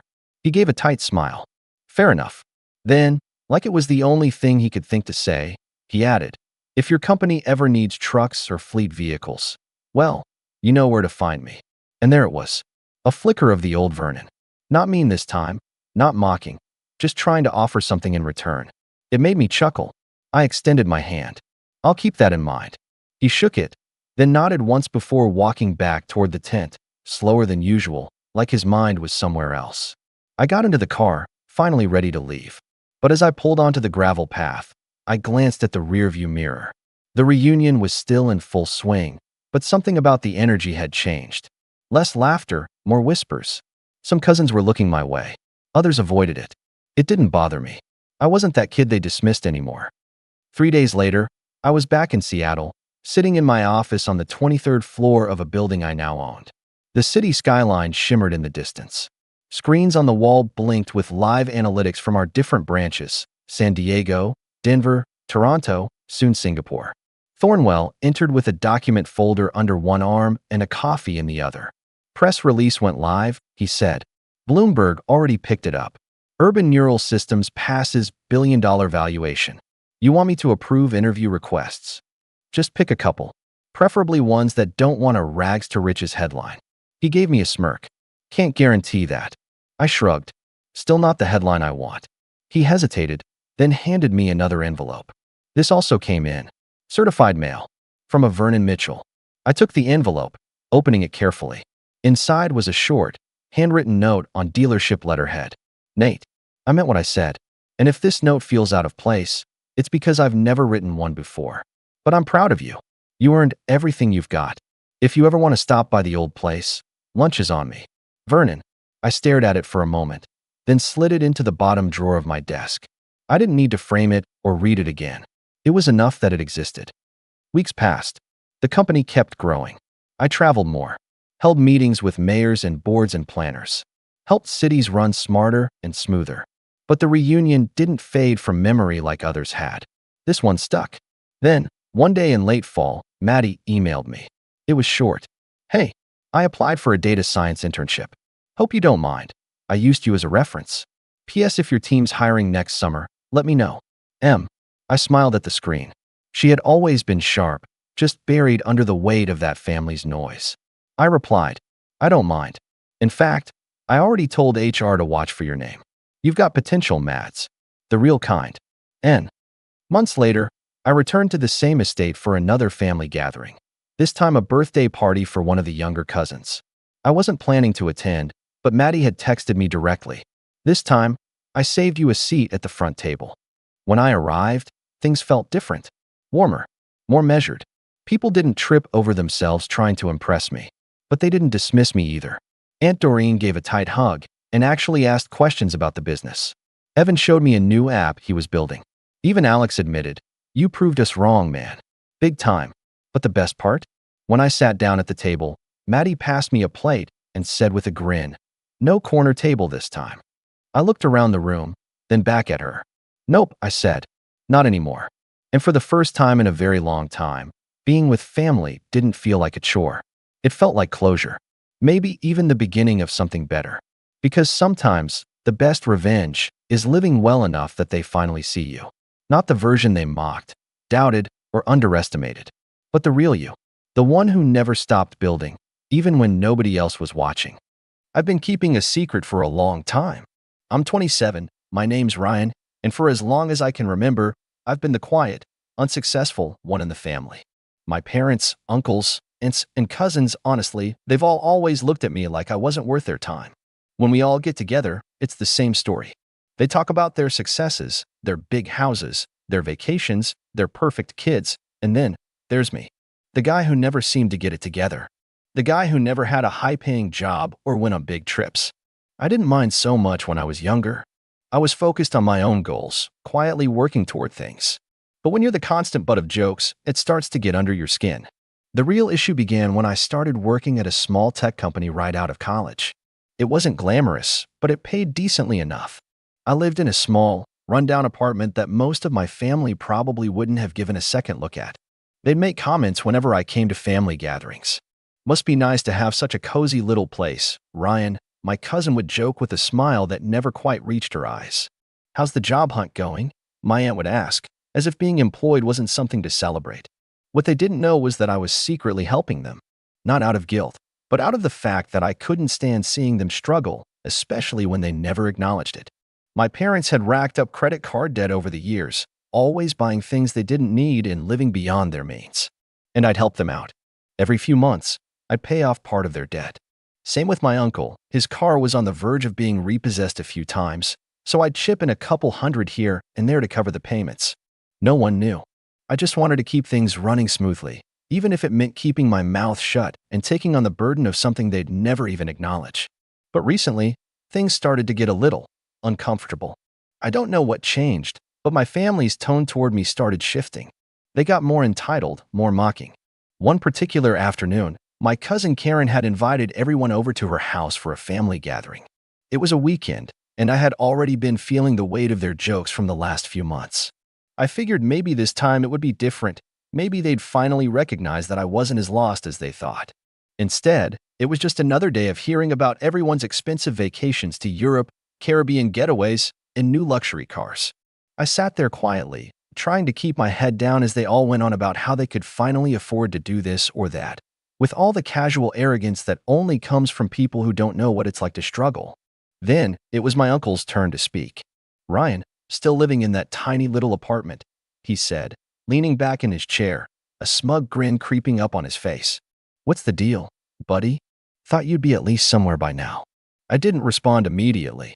I was used to these kinds of comments, but there was something about the way he said it, like he truly believed I was a failure. Like I had no right to be at the table, even though I'd been sitting there for years.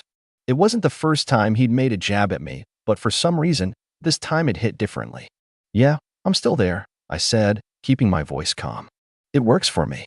Then, my aunt jumped in, looking over at me with that look she always gives when she's about to say something helpful. "Ryan, sweetie, you really should think about upgrading," she said, her voice oozing with that fake sweetness I'd grown tired of. "It's not healthy to keep living in a place like that, don't you think? Maybe you could work harder." "I don't know, try harder." The entire table went quiet, and for a split second, I felt like I was back in high school, sitting alone in the cafeteria as everyone whispered behind my back. But then my uncle laughed. It was one of those obnoxious, self-satisfied laughs that made my blood boil. "Ryan's never gonna amount to anything," he scoffed, taking a sip of his drink. "I've been telling him that for years. Maybe it's time to accept it, huh?" At that point, I had enough. I could feel my hands start to shake, my jaw tightening as the old anger bubbled up. But I stayed quiet. I didn't say anything. The conversation shifted, but the damage was done. I sat there, staring at my food, feeling completely invisible in my own family. It wasn't even just the comments, it was the way they all saw me. They expected me to be the joke, the failure, the guy who wasn't worth acknowledging. But I wasn't going to take it anymore. Not after everything I'd done for them. Not after all the times I'd kept my mouth shut and just paid their bills quietly, hoping things would get better. This morning, I sent out an email to all of them. It wasn't just about the money. It wasn't just about the jokes. It was everything. I knew the email would be a shock to them, but honestly, I wasn't prepared for the reaction I got. It wasn't just a letter explaining how I felt. It was a complete breakdown of everything I'd been doing for them. Every bill I'd quietly paid. Every loan I'd secretly taken out to help them with their debts. The credit card payments, the car loans, the utilities, the medical bills I knew my aunt couldn't afford because her husband had been out of work. I wrote everything down, itemized, with dates and amounts. I wanted them to see the truth, all in black and white. I closed the email with something simple, effective immediately. "I will no longer be covering any of your bills or debts. I've done enough. This is my last act of kindness to you." I hesitated for a moment before hitting send. A part of me wondered if this would just make things worse, if they'd try to manipulate me, guilt-trip me, make me feel like I was abandoning them. But another part of me felt a weight lifting off my shoulders, like I was finally taking control. I didn't owe them anything anymore. I wasn't going to keep playing the role of the silent martyr. I sent it, and then I waited.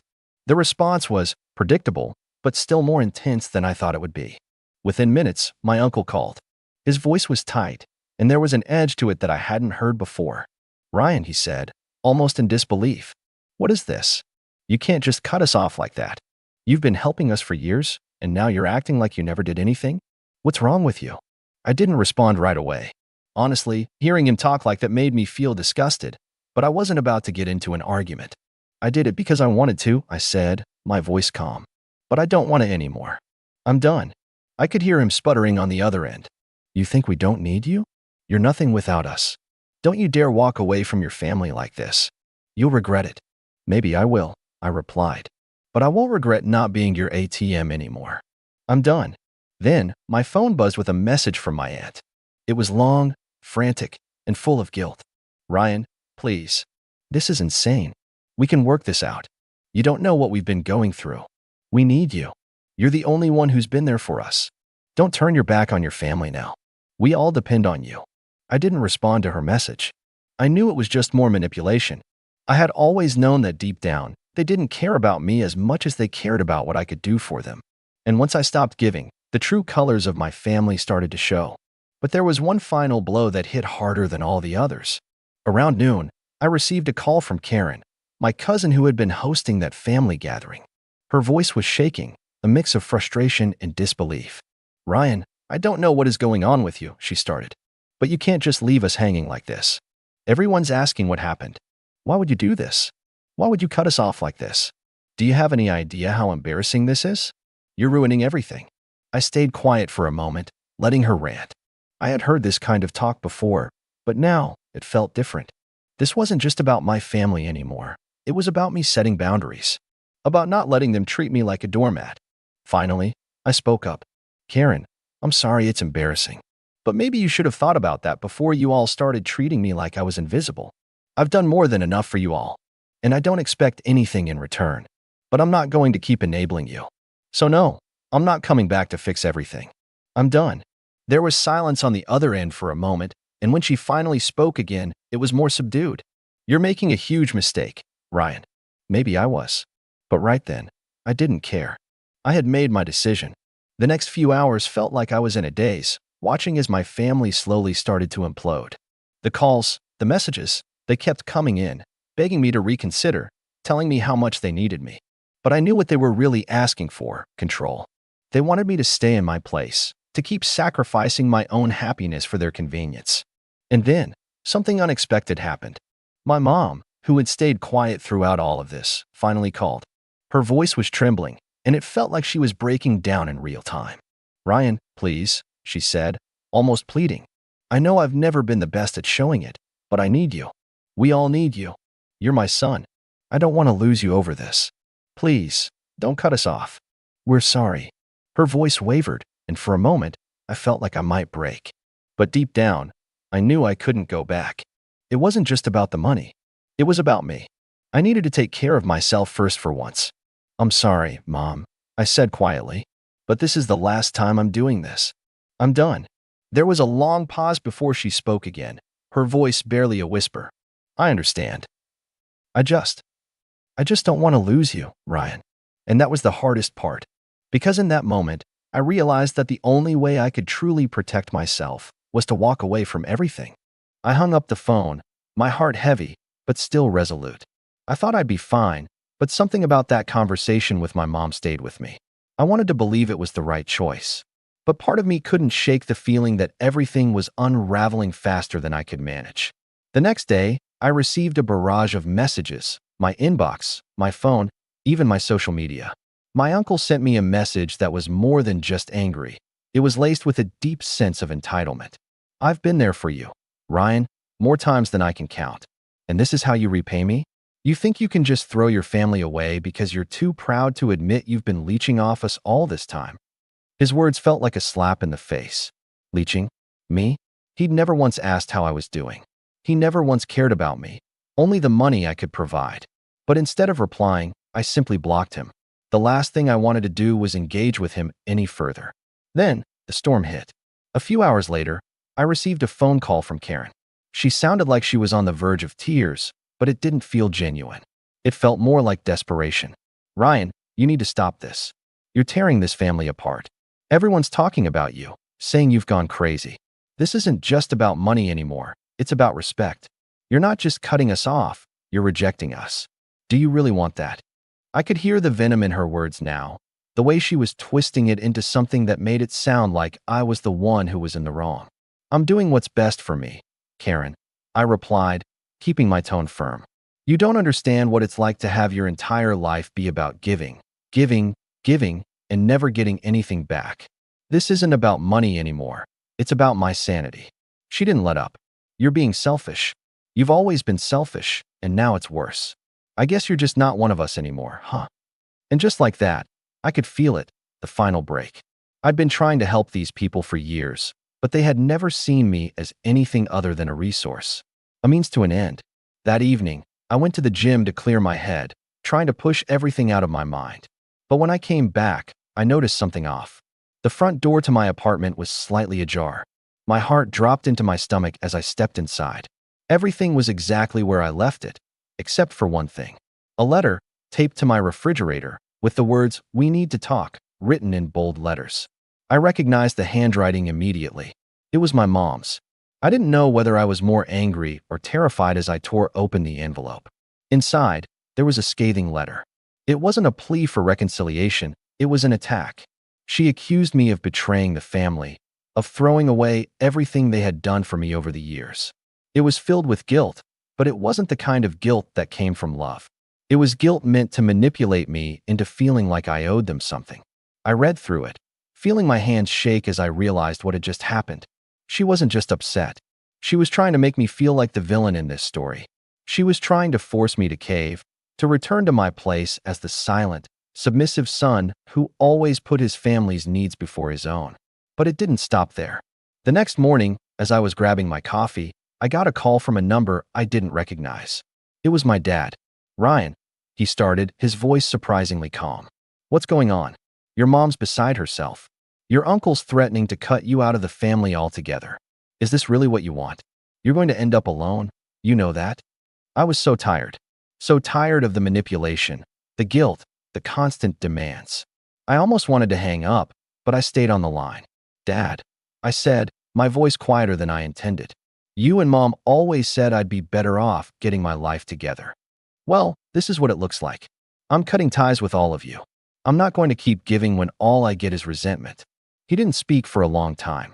I could hear him breathing on the other end of the line, unsure of how to respond. Finally, he spoke, his voice shaky. "This isn't how families work, Ryan. You don't just abandon us. You can't just walk away from your own flesh and blood." "I'm not abandoning anyone," I replied, the words coming more easily now. "I'm just standing up for myself. I deserve more than being treated like a cash cow." There was a long pause, followed by a soft sigh. "You're making a mistake. We'll all feel the consequences. You'll see." And then he hung up. At that point, I knew I had crossed the point of no return. They weren't just angry. They were desperate. Desperate to control me, to guilt me into continuing this toxic cycle. But there was a fire in me now, one that I hadn't felt in years. For the first time in my life, I was choosing myself over them. And it felt like freedom. But the worst part? They weren't done. Not by a long shot. The next day, as I was leaving my apartment to go to work, I saw something on my windshield. At first, I thought it was just a flyer, but then I saw the familiar handwriting again. "You'll regret this, Ryan. This isn't over." I didn't recognize the handwriting at first, but when I turned the note over, my stomach dropped. It was from my cousin Karen. She'd taken it upon herself to deliver a message. I felt a sickening knot in my stomach. They were serious. They weren't going to let this go, not without a fight. The days that followed were tough. Every text, every phone call, every interaction seemed charged with tension, like the whole family was slowly closing in, each one taking their turn to attack. They didn't want to accept my decision, and it was clear now they weren't going to let it slide quietly. The final straw came when my mom called me again. This time, she wasn't even pretending to be calm. "You're really doing this, aren't you, Ryan?" she asked, her voice cracking with emotion. "You're really just going to leave us behind like this? After everything we've done for you?" "I'm not leaving you behind, Mom," I said, my tone growing firmer with each word. "I'm leaving the toxic energy behind. You've made it clear that the only way I fit into this family is by paying for everyone's problems. But that's not me. That's not what I want. And you should have respected that a long time ago." I could hear her sniffle through the phone, and for a moment, I wondered if I should have said something else, something softer. But I shook that thought away. I had to be strong. "Don't you dare think this is easy for me, Ryan," she snapped. "You think you're the only one who's been carrying the burden of this family? Your uncle is furious. You've made a mess of everything." "Maybe it's a mess because we've been pretending it wasn't one," I replied. "Maybe it's a mess because I was too afraid to admit how much I've been suffering under the weight of it all."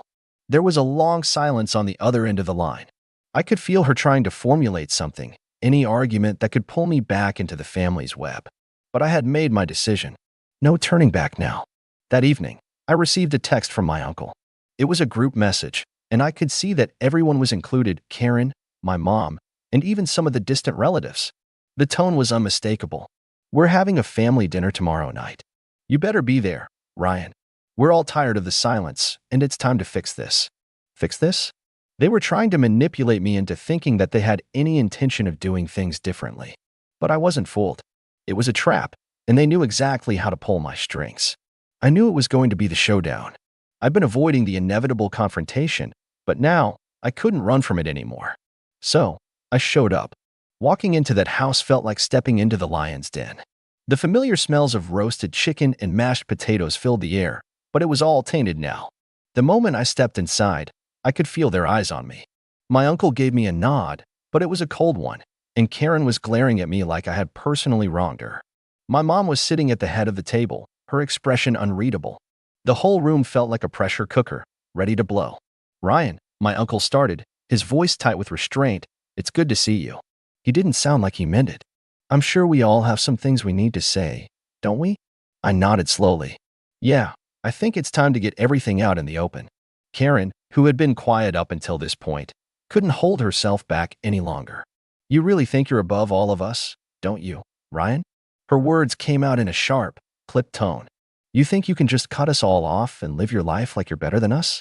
I shook my head. That's not it, Karen. It's never been about thinking I'm better than you. It's about realizing that I can't keep living in this toxic environment. For years, I've been carrying all of you, paying bills, covering debts, picking up the slack whenever things went wrong. And all I got in return was criticism and manipulation. I've had enough. But we need you, Ryan, my mom interjected, her voice shaky but insistent. We've been through so much together. We're family. You can't just walk away from us. I'm not walking away from you, I said, my voice steady but firm.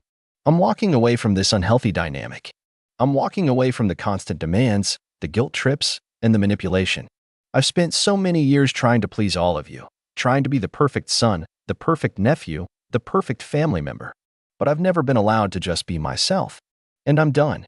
My uncle slammed his fist on the table, his anger bubbling to the surface. You think you've done everything for us, huh? You think we're all just some leeches who've been sucking you dry? You're wrong, Ryan. You've been selfish this whole time. This isn't about you standing up for yourself. It's about you being a coward and refusing to face your responsibilities. I didn't flinch. Maybe it's selfish of me to finally look out for myself. But you know what? I'm tired of being the only one who cares about this family. You all only care about what I can do for you. I don't owe any of you anything anymore. The room was silent, except for the sound of Karen's muffled sobs. My mom was staring at me, her eyes wide, her face a mixture of hurt and disbelief. I know this is hard to understand, I continued, but it's what's best for me. I can't keep sacrificing my happiness, my mental health, just to make everyone else comfortable. I've been doing that for years, and look where it's gotten me. My mom's voice quivered as she tried to speak again, but I raised my hand to stop her. It's not negotiable, Mom. I've made my choice. I'm walking away from all the negativity, and I won't feel guilty for doing what's best for me. There was a long, heavy pause. The weight of my words hung in the air, suffocating the conversation. I could see the realization dawning on their faces that I wasn't going to be the same Ryan they'd always relied on. The Ryan who showed up every time they needed something, the Ryan who did everything to keep the peace.